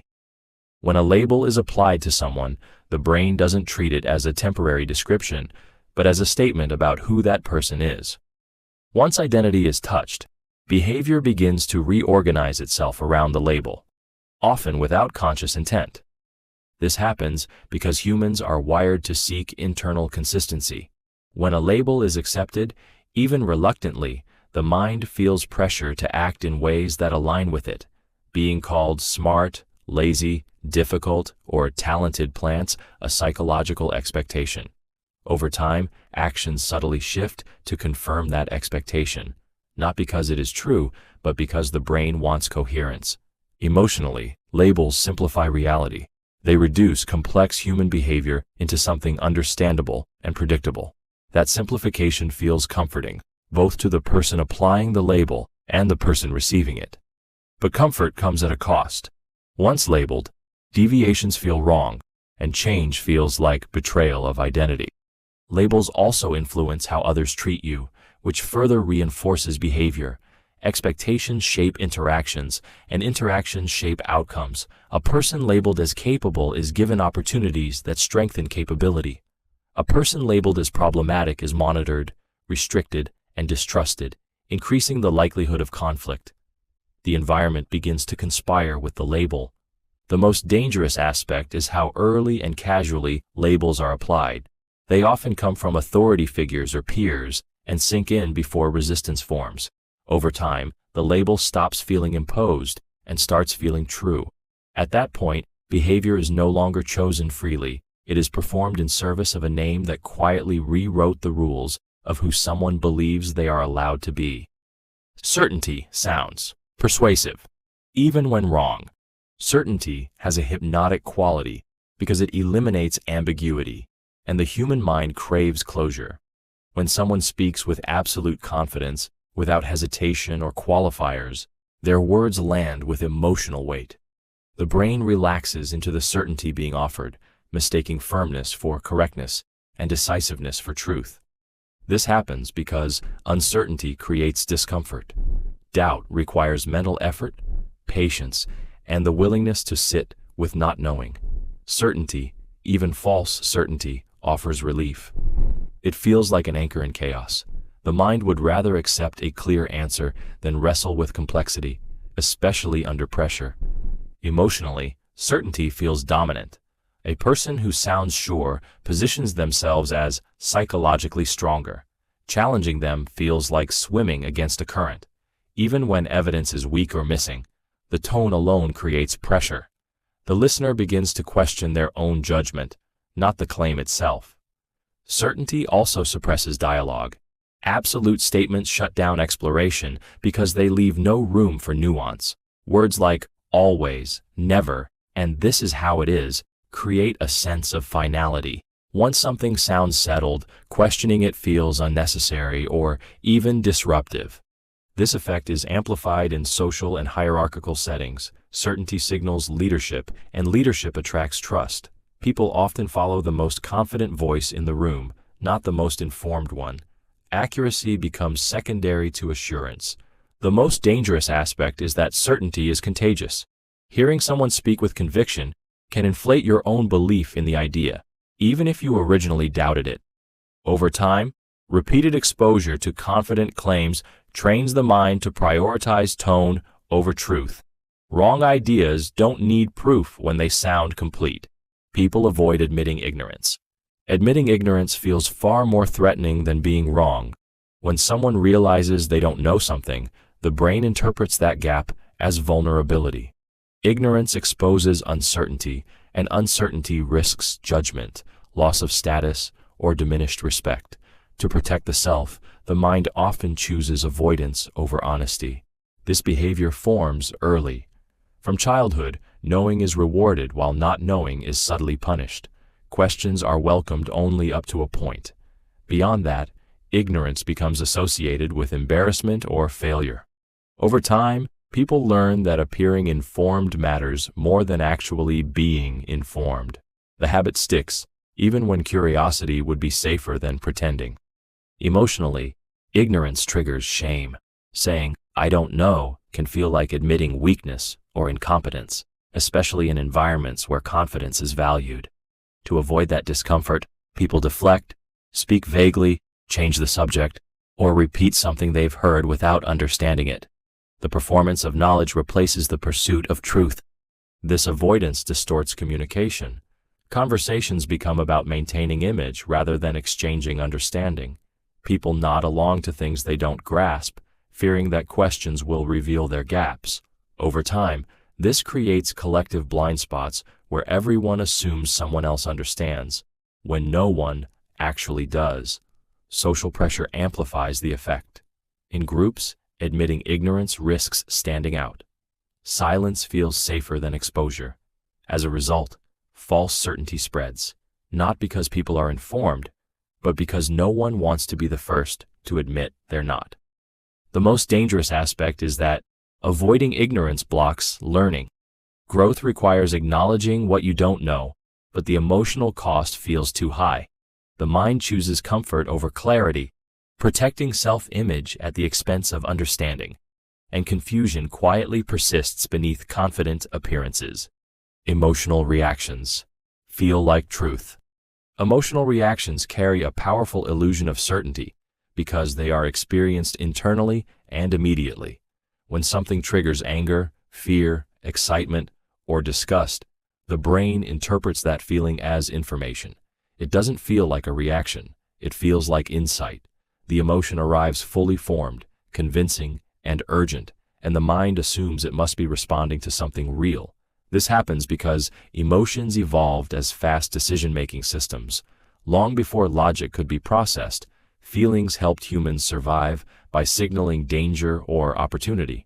That speed still exists today. Emotional responses arrive faster than conscious thought, and because they come first, they feel authoritative. The mind trusts what it feels before it examines why it feels it. Emotion also carries intensity, and intensity feels meaningful. A strong reaction creates the sense that something important is happening. The stronger the feeling, the truer it seems. Calm reasoning struggles to compete with emotional certainty, especially when the emotion is tied to identity, fear, or moral judgment. Once an emotional reaction occurs, the brain immediately begins to justify it. Thoughts are recruited to support the feeling, not question it. Evidence that aligns with the emotion is accepted, while conflicting information is dismissed or ignored. What began as a feeling quietly hardens into a belief. This is why emotionally charged messages spread so quickly. They don't ask to be analyzed, they demand to be felt. Once felt, they are treated as truth. Doubt feels like denial, and questioning feels like betrayal of one's own instincts. The most unsettling part is that emotions feel honest simply because they are sincere, but sincerity does not equal accuracy. When feelings are mistaken for facts, perception becomes distorted, and the mind defends reactions as reality, unaware that emotion has replaced truth as the final authority. People trust confident liars more than hesitant truth tellers. The human brain is dangerously biased toward confidence because it craves certainty more than accuracy. When someone speaks smoothly, without pauses, doubt, or self-correction, their words feel stable. That stability triggers trust automatically. Meanwhile, a person who hesitates, searches for the right words, or openly admits uncertainty can trigger discomfort even when they are telling the truth. This bias exists because hesitation is emotionally misread as weakness. The brain unconsciously associates pauses and uncertainty with risk. A hesitant speaker feels unpredictable, while a confident speaker feels in control. Control feels safe. As a result, the emotional brain often overrides logical evaluation, rewarding delivery instead of honesty. Truth is often complex. It requires nuance, clarification, and sometimes doubt. Liars don't carry that burden. They can simplify, exaggerate, and present a clean narrative without friction. That simplicity feels convincing. Confidence acts as a shield, preventing deeper questioning and making falsehoods feel solid and complete. Emotionally, confident liars create pressure.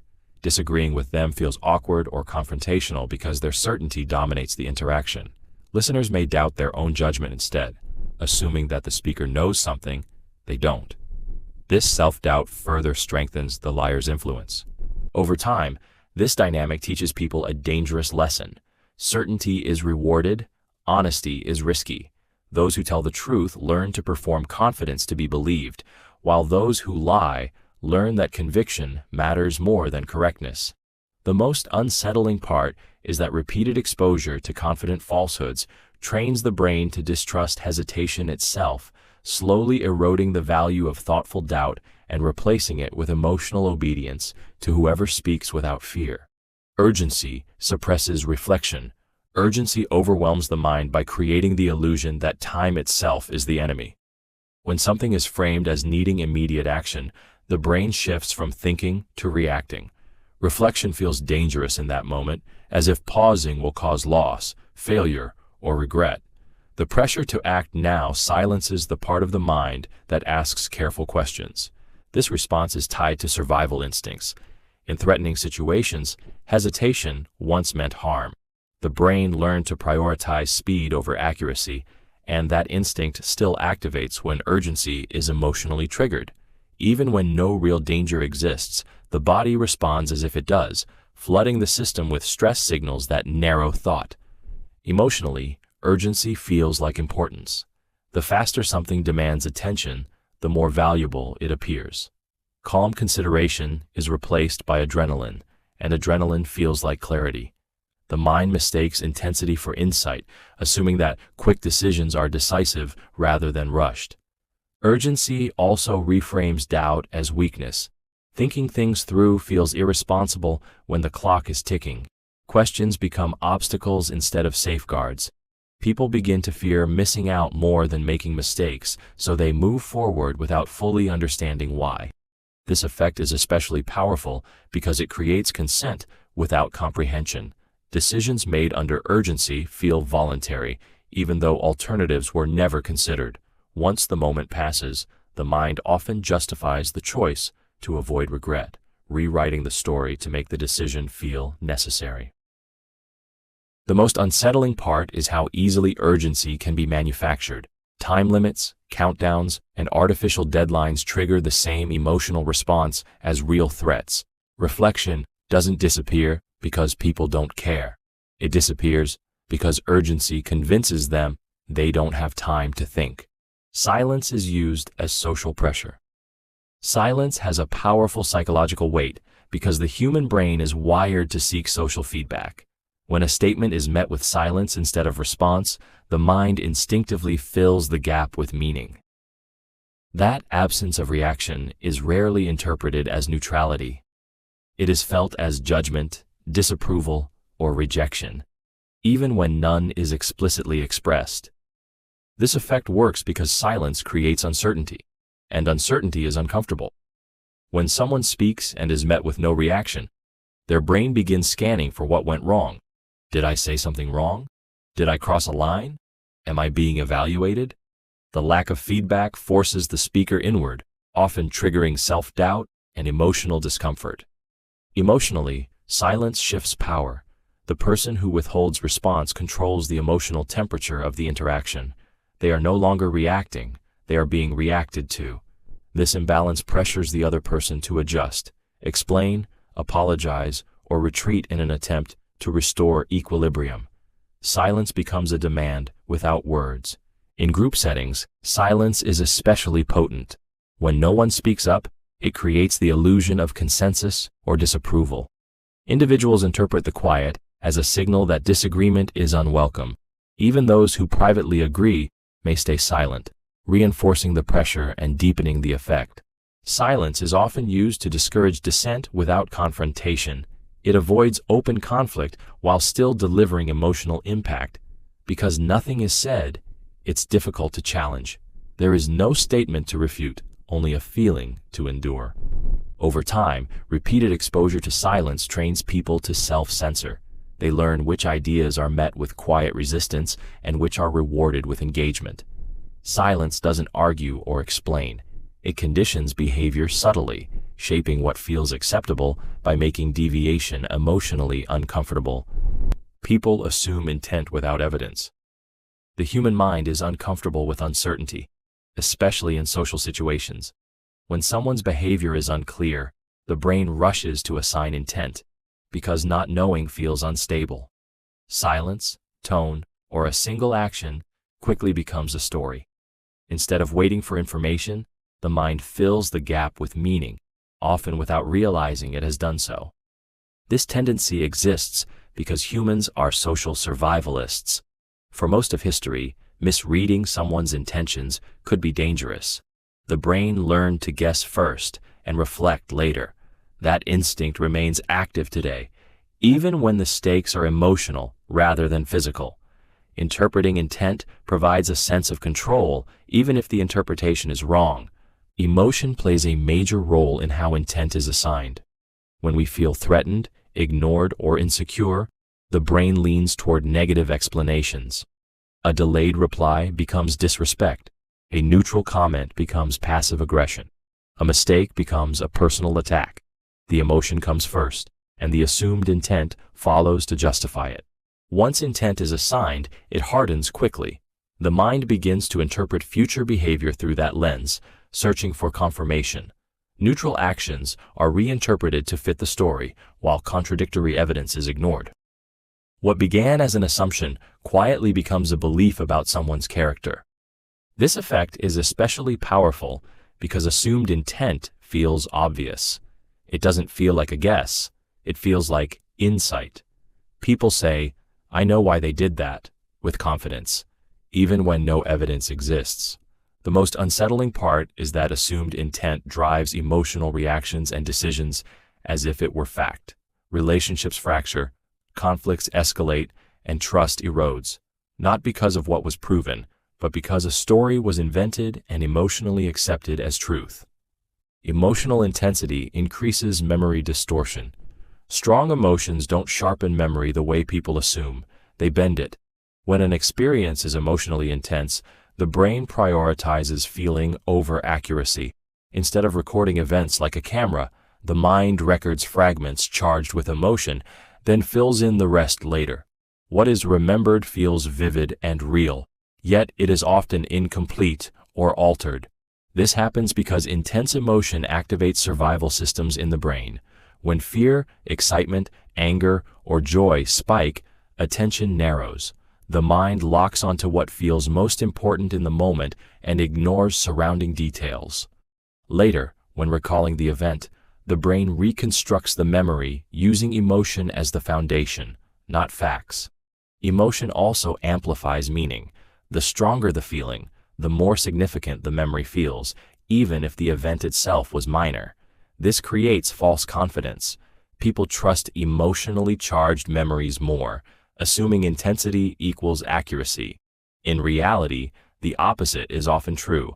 High emotion increases distortion while lowering skepticism about one's own recall. Over time, each retelling of an emotional memory reshapes it further.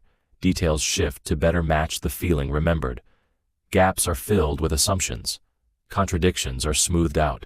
The story becomes cleaner, stronger, and less faithful to what actually happened, yet more convincing to both the teller and the listener.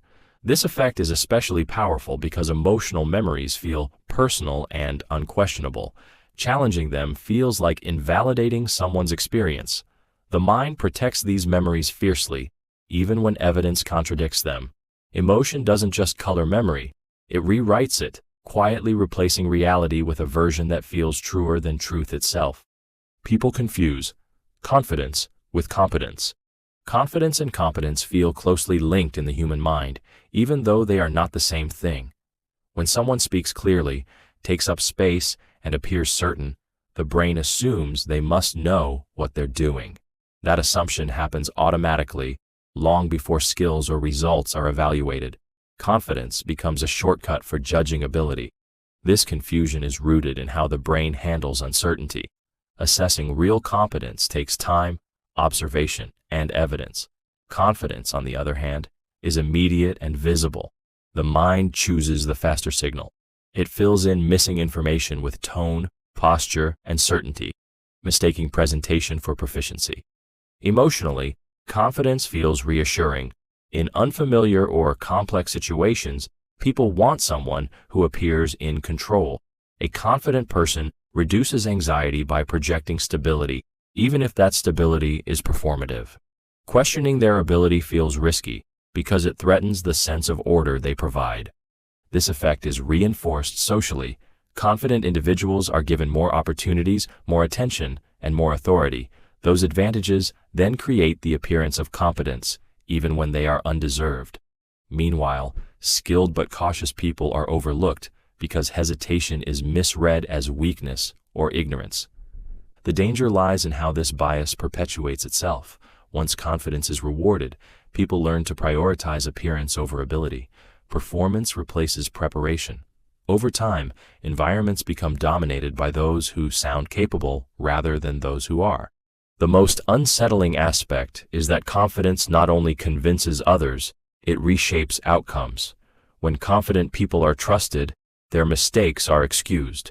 While the mistakes of less confident individuals are scrutinized, competence becomes secondary to certainty, and reality quietly bends around whoever believes in themselves the loudest. Group belonging shapes beliefs. Belonging is one of the strongest emotional needs the human brain has, and beliefs often bend to protect it. When people become part of a group, their ideas don't just coexist with that group's values, they slowly align with them. The mind prioritizes social connection over objective accuracy because being accepted feels safer than being correct in isolation. This begins subtly. Shared language, shared jokes, shared frustrations, and shared narratives create emotional bonds. Over time, agreement becomes a signal of loyalty. Beliefs shift not because of careful reasoning, but because disagreement threatens connection. The brain learns which ideas strengthen belonging and which ones risk exclusion. Emotionally, group belonging provides identity. It answers the question of who someone is and where they fit. Once beliefs become tied to that identity, changing them feels like losing a piece of oneself. The fear of being othered or pushed to the margins keeps beliefs anchored, even when contradictory information appears. Social reinforcement intensifies this effect. Approval, validation, and recognition are given to those who echo group views. Doubt is met with silence, discomfort, or subtle correction. Over time, the mind associates belief conformity with emotional reward and deviation with emotional pain.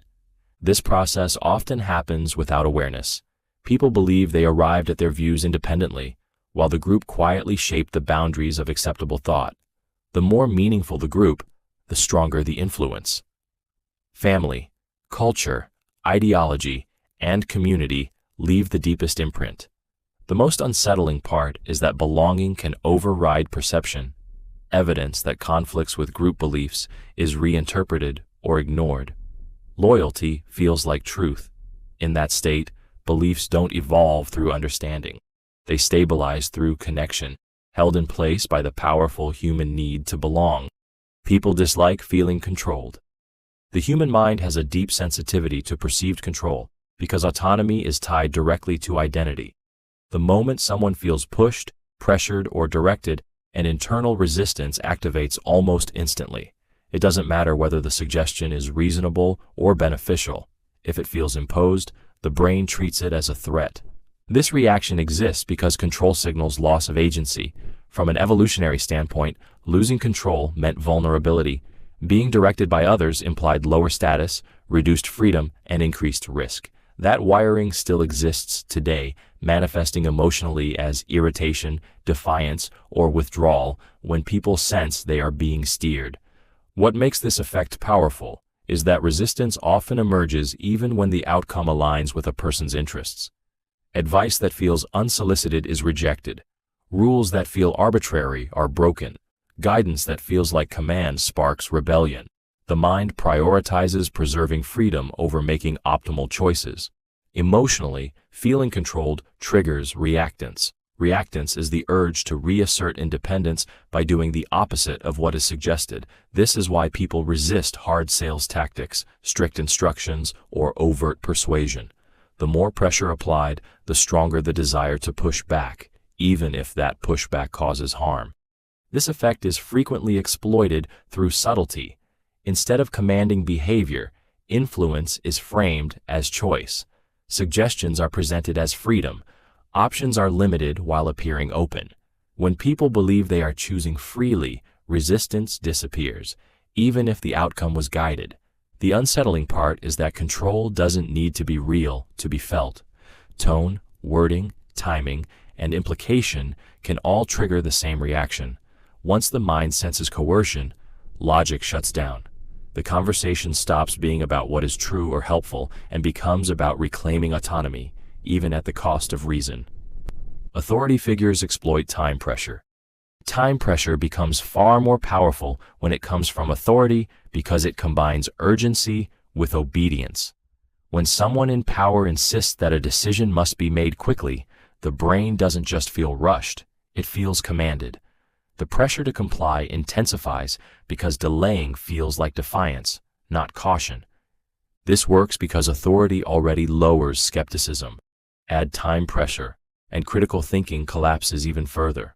The brain is forced into a narrow window where there is no space to question, verify, or reflect.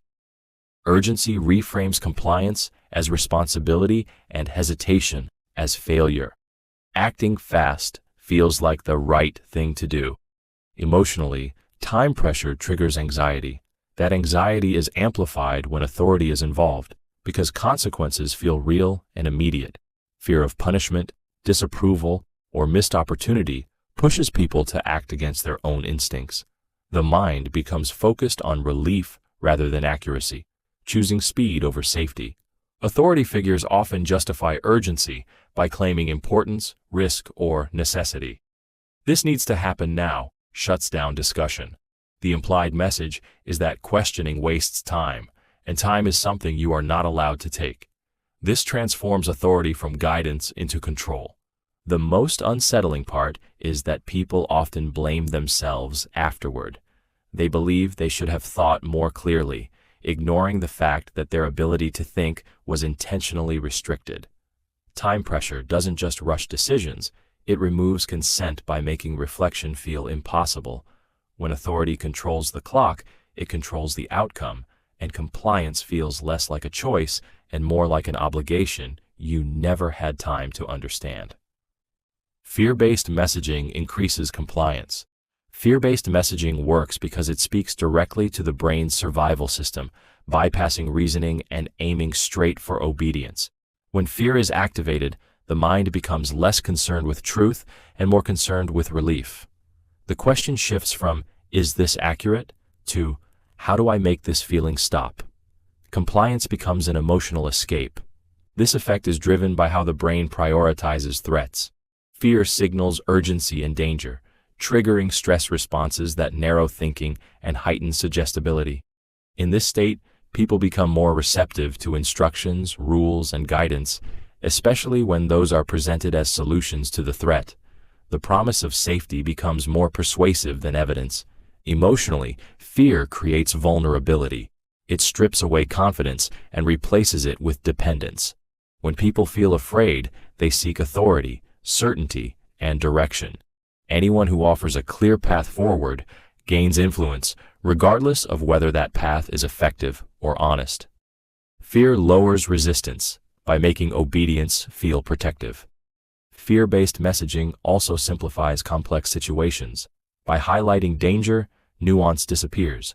Choices are framed as binary: comply or suffer, act now or face loss. This emotional framing discourages analysis because analysis feels slow and unsafe.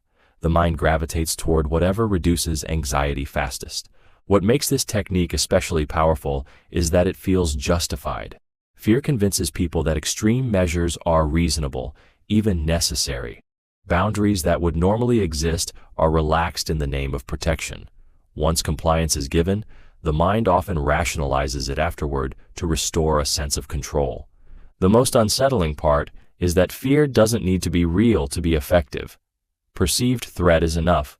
Once fear is felt, compliance follows naturally, not because people are weak, but because their brains are doing exactly what they evolved to do: survive first, question later. People protect self-image aggressively. The human mind is fiercely protective of how it sees itself, because self-image is tied directly to emotional survival. When someone's self-image is threatened, the brain doesn't respond with curiosity or openness. It responds with defense. Protecting the image of being smart, moral, competent, or good becomes more important than discovering what is true. This reaction happens because self-image provides stability. It tells people who they are, what they stand for, and where they belong. Information that challenges that image creates emotional pain. Admitting fault, ignorance, or wrongdoing risks shame, embarrassment, and loss of status. The brain interprets those risks as danger and moves quickly to neutralize them. Emotionally, this defense can take many forms. People deny obvious facts, shift blame, minimize mistakes, or attack the source of criticism. Logic is bent to preserve dignity. The goal is not accuracy, but protection. Even gentle feedback can feel hostile if it threatens the story someone tells themselves about who they are. This is why arguments escalate so quickly. Once self-image is involved, disagreement feels personal. Being wrong feels humiliating rather than informative. The mind reframes evidence, changes standards, or selectively remembers events to avoid internal damage. Truth becomes negotiable if it endangers identity. Social environments intensify this effect. Public mistakes feel more dangerous than private ones, so defenses become stronger when others are watching. Admitting error risks loss of respect, so people double down instead. The more someone has invested in an image, the harder they fight to preserve it. The most dangerous part is that self-image protection feels justified. It feels like self-respect. But when defending who we think we are becomes more important than understanding reality, growth stops. The mind chooses comfort over correction, not out of malice, but out of fear of seeing itself differently. Reframing hides manipulation. Reframing works because the human mind reacts more strongly to interpretation than to facts themselves. When the same situation is presented in a different light, the emotional meaning changes, even though nothing concrete has. The brain doesn't respond to reality directly, it responds to how reality is described. Change the frame, and you change the feeling. Change the feeling, and you change the decision. This effect is powerful because reframing feels helpful, not coercive. It presents itself as clarity, perspective, or optimism. By shifting attention away from certain details and toward others, it quietly guides perception. What is emphasized feels important. What is omitted fades into irrelevance. The mind rarely notices what it was not shown. Emotionally, reframing reduces resistance by easing discomfort. Harsh truths are softened, risks are minimized, losses are rebranded as opportunities. When negative emotions are diffused, critical thinking weakens. The brain relaxes, assuming that the situation is under control, even when important information has been strategically downplayed. Reframing is especially effective because it doesn't require lies. Facts can remain technically accurate while their meaning is distorted. A restriction becomes protection. A demand becomes guidance, a loss becomes necessary sacrifice. The emotional response shifts, and with it, behavior. Once a frame is accepted, it becomes the lens through which everything else is interpreted. New information is filtered to fit the narrative, reinforcing the manipulation without further effort. Questioning the frame feels like misunderstanding, not skepticism. The most unsettling part is that reframing often feels supportive and reasonable. It doesn't feel like pressure, it feels like understanding. By the time the manipulation is recognized, the decision has already been made, justified, and emotionally locked in, all without the mind realizing it was guided away from the full picture. People follow leaders, even when wrong. People don't follow leaders because they are correct. They follow them because certainty feels safer than independence. Once someone is recognized as a leader, the brain subtly shifts responsibility away from itself. Thinking becomes delegated. Doubt feels unnecessary, and questioning feels risky. The comfort of being guided outweighs the discomfort of being wrong. This behavior is rooted in survival instincts. For most of human history, groups needed coordination to survive. Following a leader, even a flawed one, was often safer than fragmentation. That instinct still exists, causing people to prioritize unity over accuracy. Being aligned with the group feels protective, while standing apart feels dangerous. Emotionally, leaders provide structure. They reduce uncertainty by offering direction, even when that direction is incorrect. The brain prefers a wrong answer to no answer at all. A decisive leader quiets anxiety, and that emotional relief is often mistaken for competence. The calmer the leader appears, the more trust they receive. Social pressure amplifies this effect. When others follow the leader, dissent feels isolating. Questioning the leader risks rejection, ridicule, or being labeled difficult. Many people silence their doubts not because they disappear, but because the cost of expressing them feels too high. Over time, loyalty replaces judgment. The leader's mistakes are reframed, excused, or ignored to protect group cohesion. The most unsettling part is that once people commit to following a leader, admitting the leader is wrong feels like admitting personal failure. At that point, belief is no longer about truth. It's about identity, belonging, and the emotional safety of staying in line. Ambiguous praise creates dependency. Ambiguous praise is powerful because it gives just enough validation to hook the mind, but never enough clarity to feel secure. When praise is vague, inconsistent, or conditional, the brain fills in the gaps with effort. Instead of feeling affirmed, the person feels compelled to earn the praise again. Approval becomes something to chase rather than something to receive. This works because the human mind craves certainty about its worth. Clear praise answers the question, "Did I do well?" Ambiguous praise leaves that question unresolved. Phrases like, "You're interesting," "You have potential," or "You're doing better" sound positive, but they withhold specifics. The brain responds by seeking more feedback, more reassurance, more signals of approval. Emotionally, this creates tension mixed with hope. The praise feels close, but incomplete. That incompleteness keeps attention locked on the source. The person becomes more sensitive to tone, mood, and subtle shifts, trying to decode what will earn the next positive response.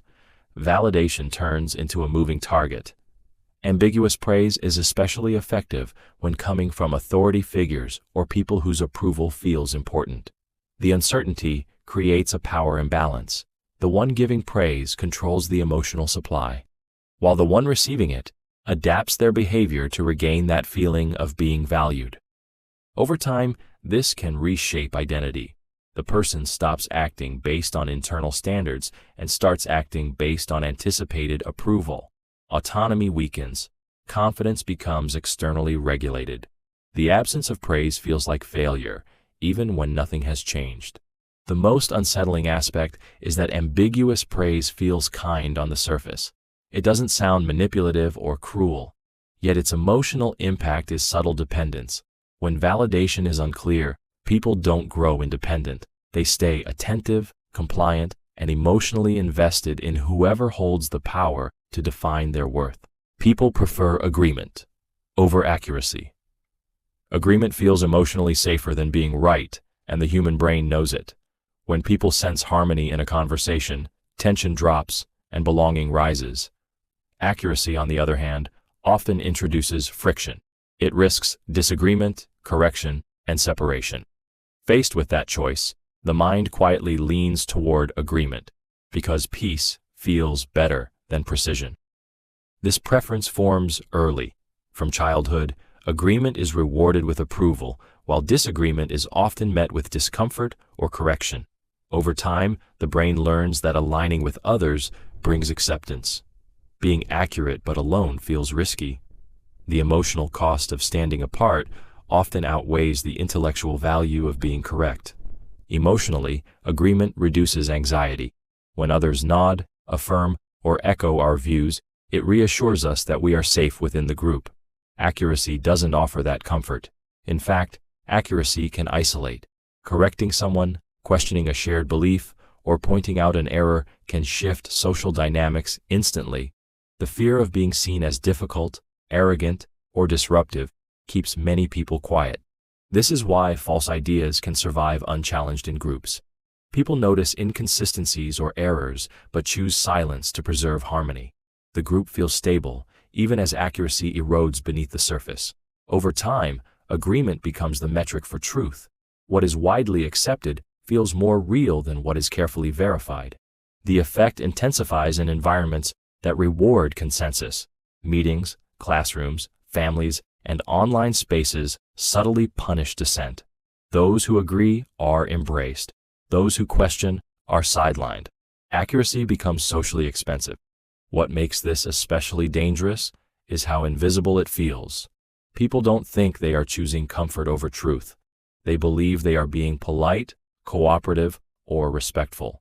In reality, the brain is prioritizing emotional safety, allowing agreement to replace accuracy without ever announcing the trade. Negative information sticks longer. Negative information leaves a deeper imprint on the mind because the brain is wired to prioritize threat over comfort. When something harmful, critical, or alarming appears, attention sharpens instantly. The brain treats negative input as urgent, storing it with greater detail and emotional weight than positive information. What hurts is remembered longer than what reassures. This bias exists because overlooking danger once could be fatal, while overlooking something positive rarely was. The mind evolved to scan for problems, not pleasures. As a result, criticism, insults, bad news, and perceived threats lodge themselves in memory far more firmly than praise or success. One negative comment can outweigh dozens of positive ones. Emotionally, negative information triggers strong reactions such as fear, shame, anger, or anxiety. These emotions act like glue, binding the memory tightly to the brain. The stronger the emotional response, the harder it is to let go. Positive experiences may feel good in the moment, but they often fade quickly without intense emotional reinforcement. This effect shapes perception over time. Repeated exposure to negative information trains the mind to expect more of it. People become hyper-aware of flaws, risks, and criticism, even when evidence is mixed or neutral. The brain begins to scan for confirmation of negativity, reinforcing pessimism and suspicion. Negative information is also more likely to be shared, repeated, and amplified. It feels important, urgent, and protective to pass along. This repetition strengthens its hold, making it feel even more significant and true. The most unsettling part is that negativity doesn't need to be accurate to stick. Once embedded, it influences decisions, relationships, and self-image long after the original context is gone. The mind clings to what feels dangerous, even when holding on causes more harm than the threat ever did. People trust insiders more than outsiders. The human brain is wired to favor insiders because belonging has always meant survival. When someone is perceived as part of the in-group, trust is granted automatically, often without evidence. Shared identity feels like shared intent.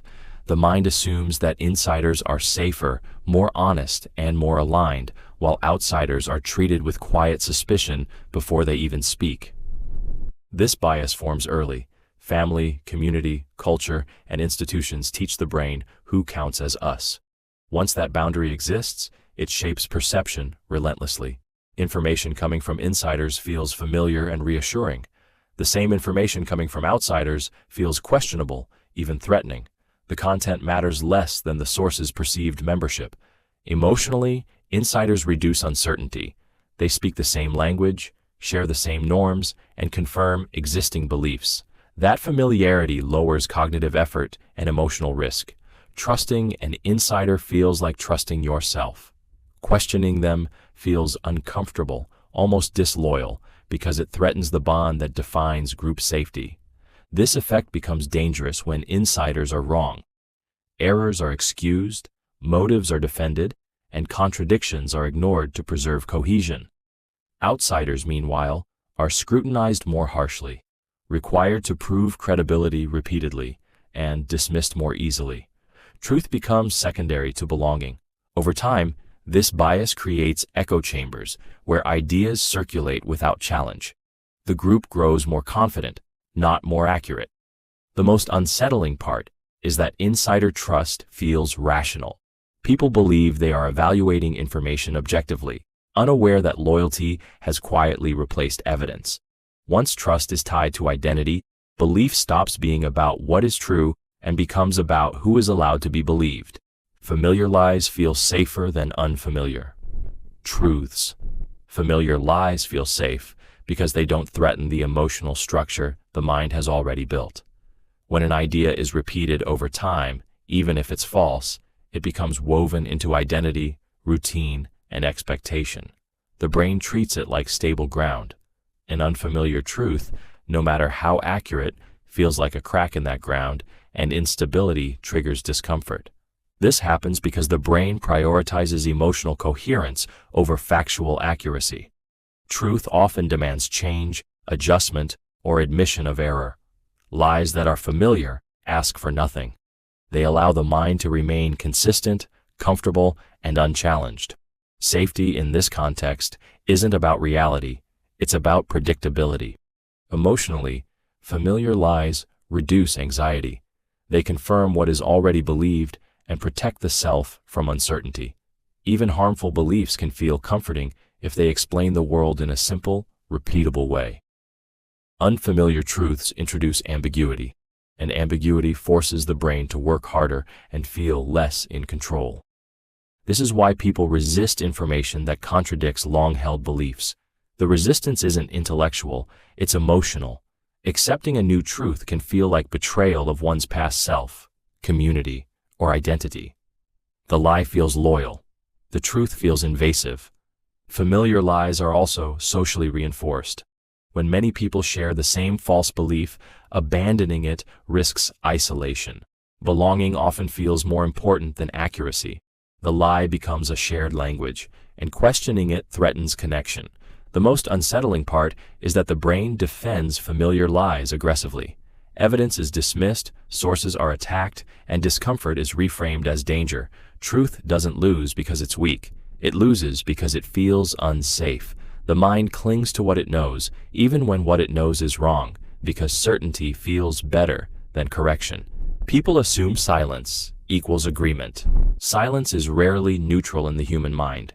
When someone doesn't speak up, the brain instinctively assigns meaning to the absence of words. Instead of interpreting silence as uncertainty, hesitation, or fear, people often interpret it as agreement. The lack of objection feels like confirmation, even when none was intended.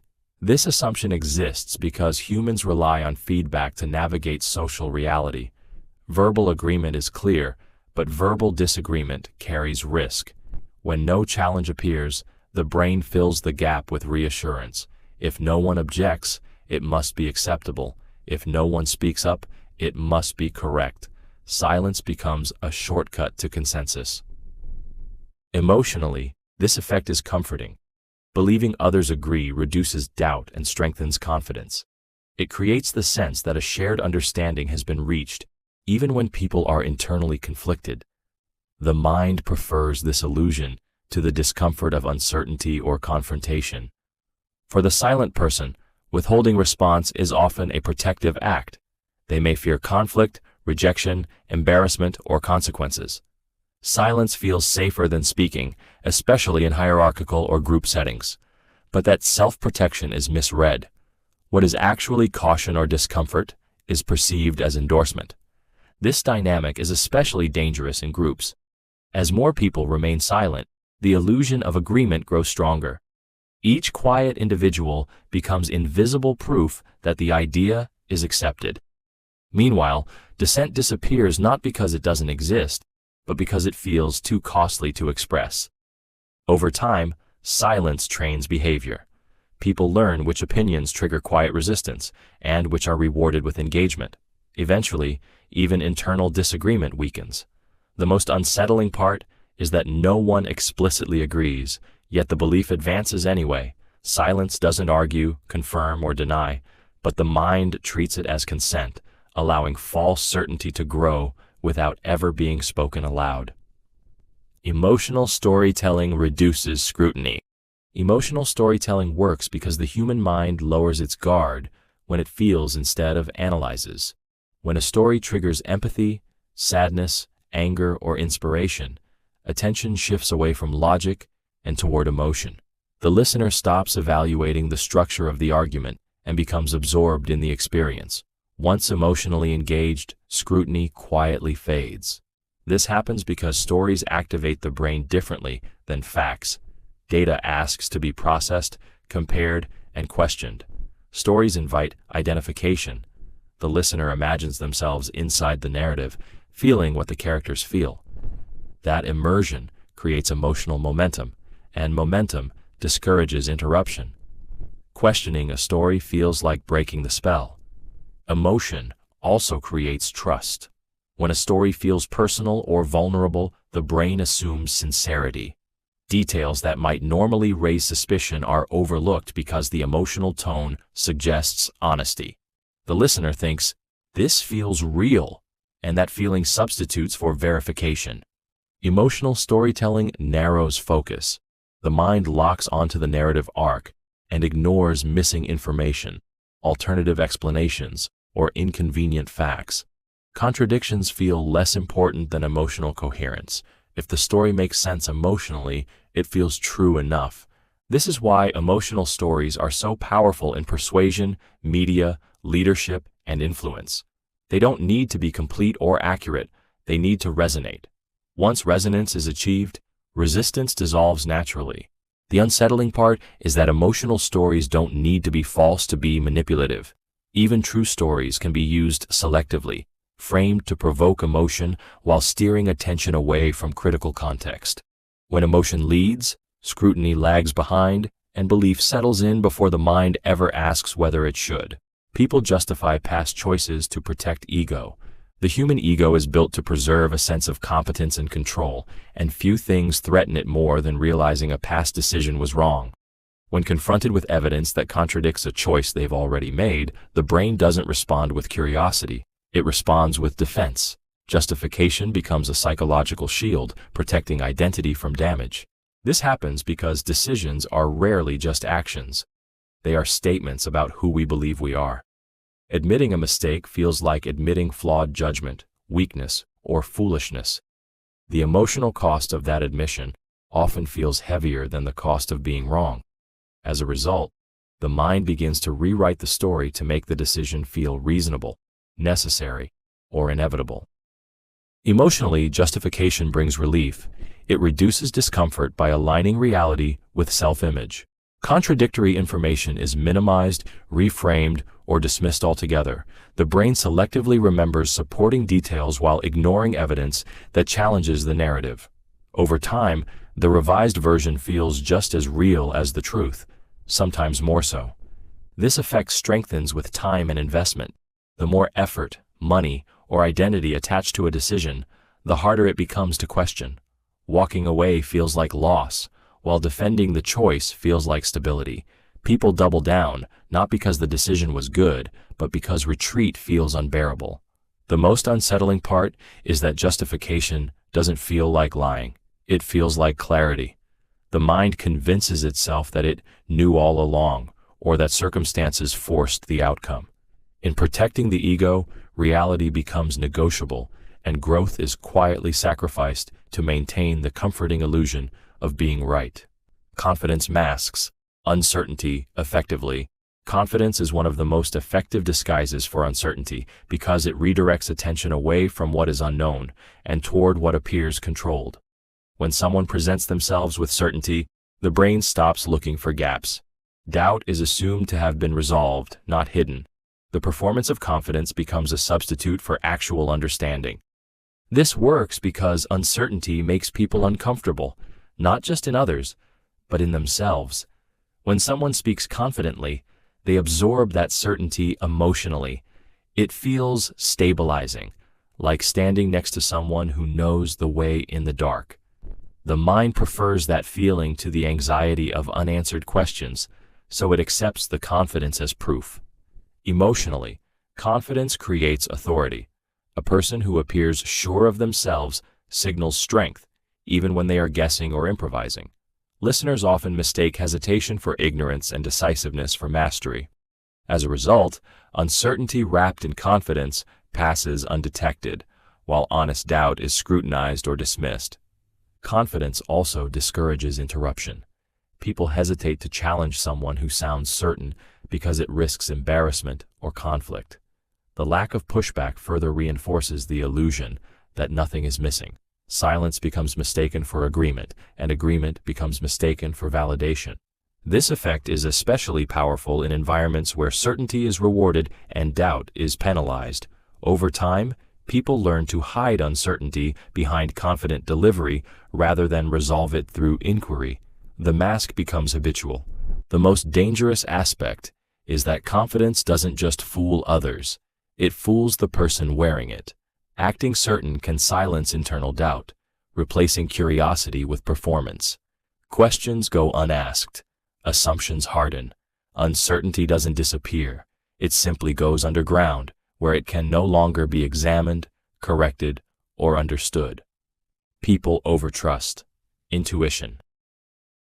Intuition feels powerful because it feels immediate. When a thought or judgment arises without conscious effort, the brain treats it as insight rather than impulse. It arrives fully formed, without visible steps, which makes it feel authentic and deeply personal. People trust intuition because it feels like it comes from within, untouched by external influence. This trust exists because intuition is fast, and speed feels like intelligence. The brain confuses quick judgments with accurate ones, assuming that, if an answer came easily, it must be right. Doubt takes time. Analysis takes effort. Intuition feels efficient, and efficiency feels superior. The mind prefers the comfort of a gut feeling to the discomfort of slow reasoning. Emotionally, intuition feels honest. It carries a sense of certainty that logic often lacks. When people say, "I just know," they are expressing emotional conviction, not evidence. That conviction is compelling, both to the person experiencing it and to others listening. Questioning intuition can feel like questioning someone's inner truth, which creates resistance. The danger lies in what intuition actually is. It is not a mystical insight, but a rapid pattern-matching process shaped by past experiences, biases, emotions, and incomplete information. It feels wise because it is familiar. The brain is replaying old assumptions and calling them instinct. Overtrusting intuition discourages verification. Once a gut feeling forms, contradictory information is filtered out or minimized. The mind searches for confirmation rather than clarity. Being wrong then feels shocking because the belief was never tested, only trusted. Intuition can be useful in familiar situations, but when treated as infallible, it becomes deceptive. The most unsettling part is that intuition doesn't announce its limits. It feels equally convincing whether it's correct or completely wrong, and that emotional confidence makes people follow it without realizing how fragile it truly is.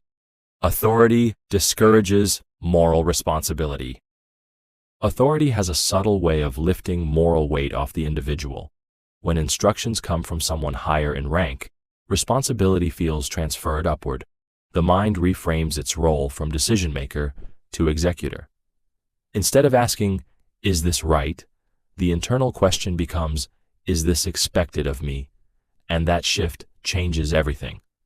This happens because authority provides psychological cover. Obedience feels safer than choice. If an action is ordered, approved, or normalized by someone in power, the emotional burden of consequence feels lighter. The brain interprets authority as shared responsibility, even when accountability is personal. Guilt is diluted by hierarchy. From early life, authority is framed as guidance and protection. Parents, teachers, and institutions are positioned as moral compasses. Over time, the mind learns that following authority is associated with approval, while questioning it risks punishment or exclusion. That conditioning doesn't disappear in adulthood. It becomes embedded. Emotionally, authority reduces inner conflict. When moral discomfort arises, people resolve it by deferring judgment. "They must know better" becomes a soothing thought. Doubt is replaced with compliance, and discomfort is reframed as duty. This allows actions that might otherwise feel wrong to feel justified, necessary, or unavoidable. In group settings, this effect intensifies. Responsibility becomes diffused. Each person feels like a small part of a larger system, making individual accountability feel insignificant. The more structured the authority, the easier it is to disconnect action from consequence. The most unsettling part is that authority doesn't need to demand immorality explicitly. It only needs to normalize behavior. Once obedience becomes the priority, moral reasoning quiets, and people act not as individuals with conscience, but as extensions of a command they no longer question. Social pressure feels invisible. Social pressure is most powerful when it goes unnoticed.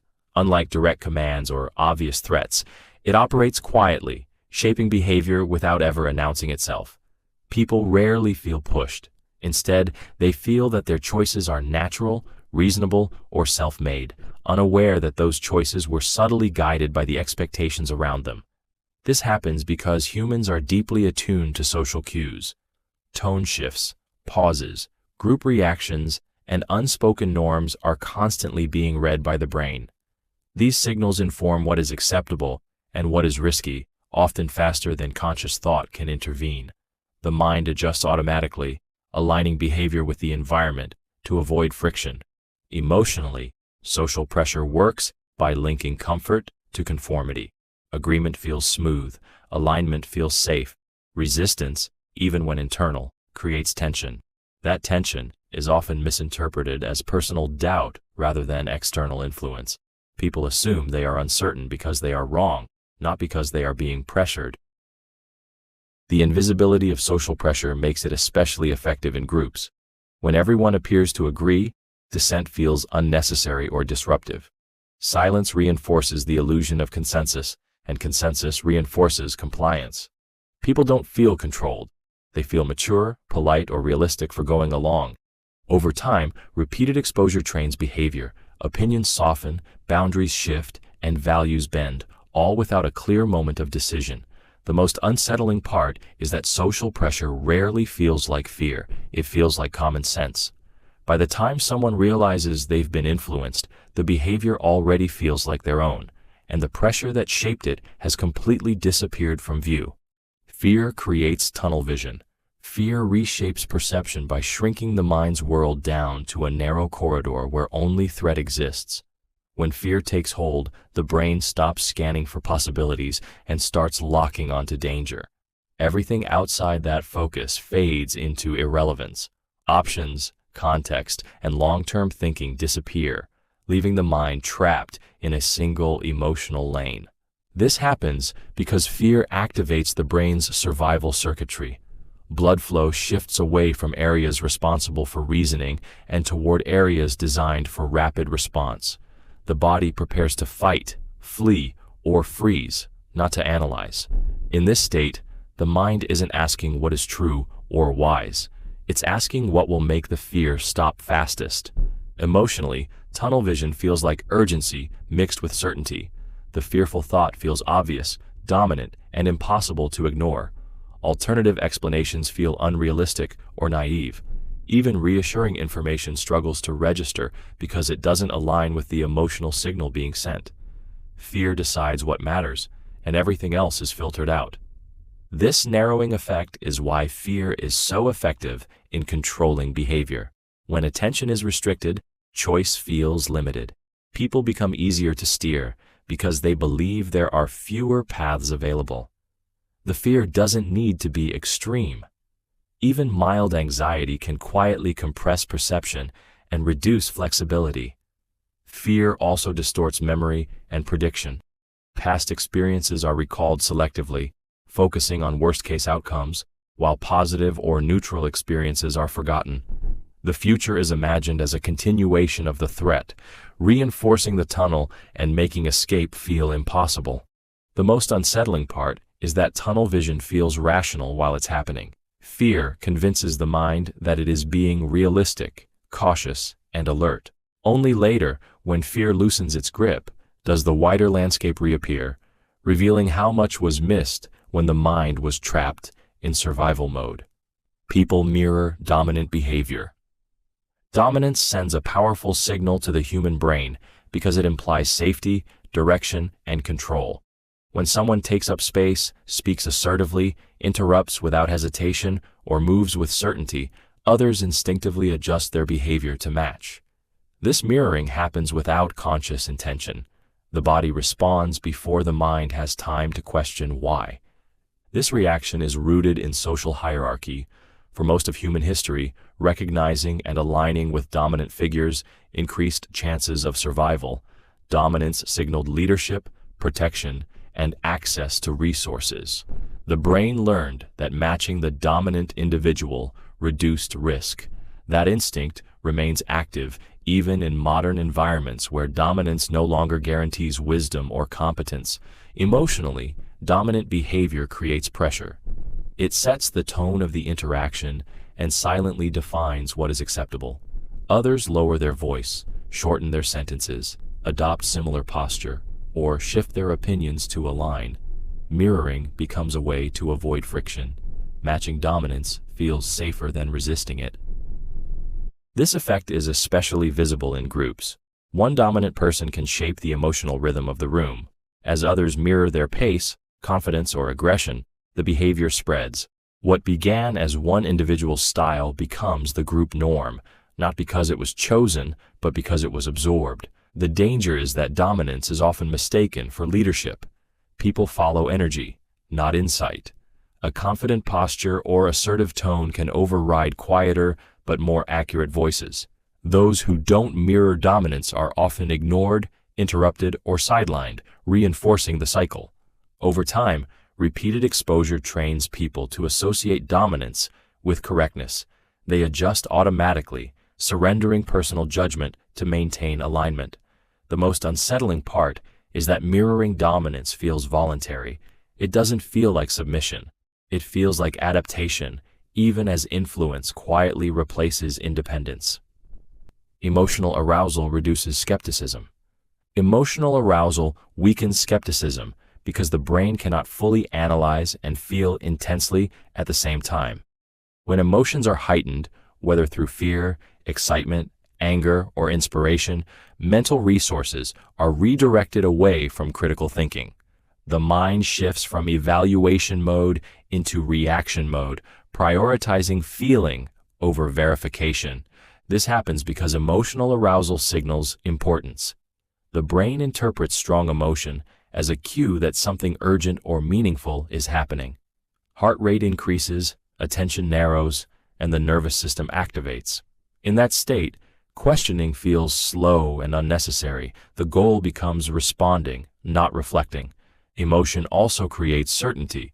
When something makes you feel strongly, it feels real. That intensity is mistaken for truth. The stronger the emotional response, the more convincing the message appears. Calm analysis struggles to compete with the immediacy of emotion, especially when the emotion is tied to identity, fear, or moral outrage. Once emotionally aroused, the brain becomes selective. Information that reinforces the emotion is absorbed quickly, while contradictory evidence is filtered out or dismissed. Skepticism feels disruptive, almost inappropriate, because it interferes with the emotional momentum. Doubt feels like hesitation in a moment that demands action. This is why emotionally charged environments are fertile ground for persuasion. Urgent language, dramatic imagery, and high-stakes framing push people into emotional states where scrutiny collapses. Decisions are made faster, beliefs are adopted more easily, and resistance weakens without awareness. The unsettling part is that emotional arousal feels empowering. It feels like clarity, conviction, and certainty.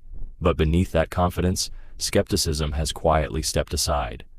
By the time emotion settles, the belief has already formed, defended not by evidence, but by the memory of how strongly it once felt. People avoid cognitive discomfort. Cognitive discomfort is the uneasy feeling that arises when reality clashes with belief, expectation, or self-image. The human mind is strongly motivated to escape this feeling as quickly as possible. When thoughts create tension, confusion, or internal conflict, the brain doesn't lean in to resolve it. It looks for the fastest exit. This avoidance exists because mental conflict feels threatening. The brain interprets inconsistency as instability, and instability triggers stress. Holding two opposing ideas at once requires effort, patience, and emotional tolerance. Most people unconsciously choose relief instead.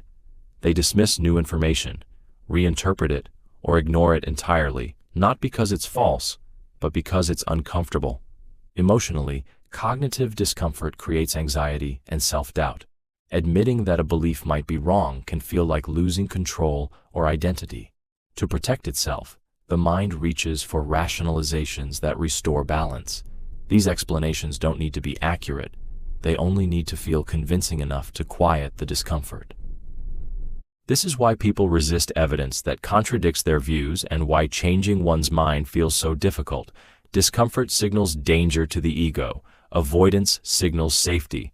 The brain rewards avoidance with calm, reinforcing the habit of turning away from challenging thoughts. Over time, this pattern becomes automatic. Information that aligns with existing beliefs feels good and is welcomed. Information that challenges them feels hostile and is rejected. The mind becomes a filter, not a seeker. Growth slows, curiosity fades, and comfort replaces truth. The most unsettling part is that avoidance feels intelligent. People believe they are being logical when they are actually soothing themselves. Cognitive discomfort is not a flaw. It is a signal that learning is possible. But when the mind prioritizes comfort over clarity, that signal is silenced before it can do its work. Repetition creates belief without awareness. Repetition changes belief quietly, without asking for permission or announcing its influence. When an idea is heard again and again, the mind stops treating it as information and starts treating it as background reality. There is no moment where belief is consciously chosen. It simply settles in, unnoticed, like noise you no longer hear but still respond to.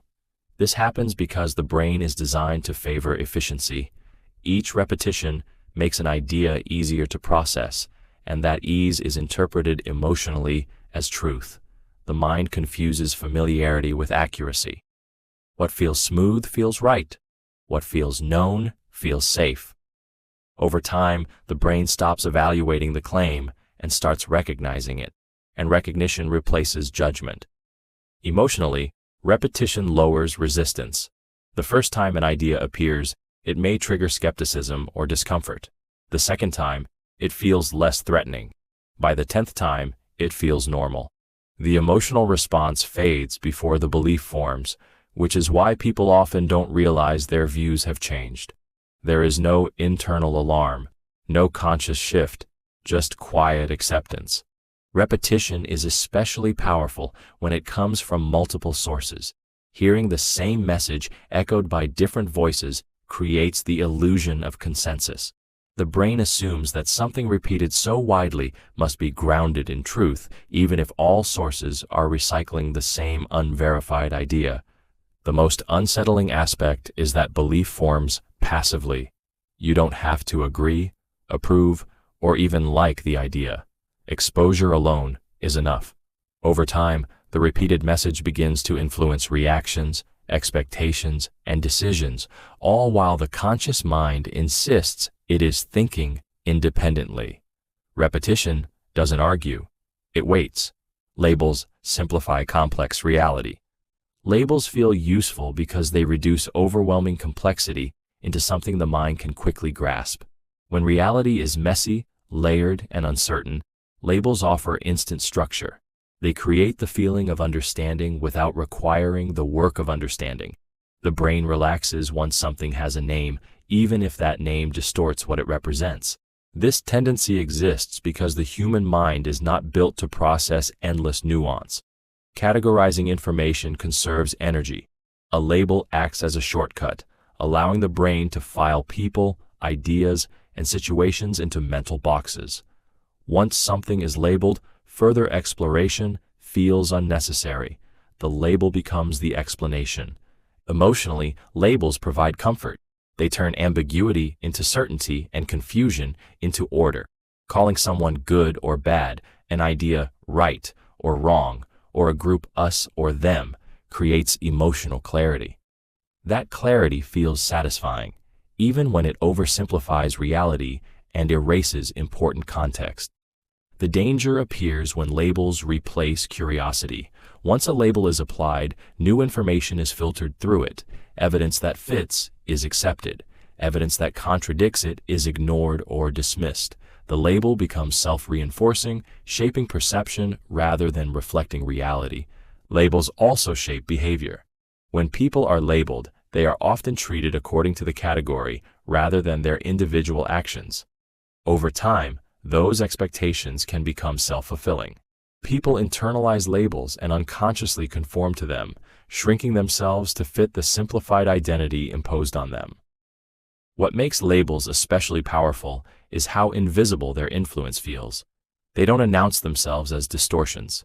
They present themselves as clarity.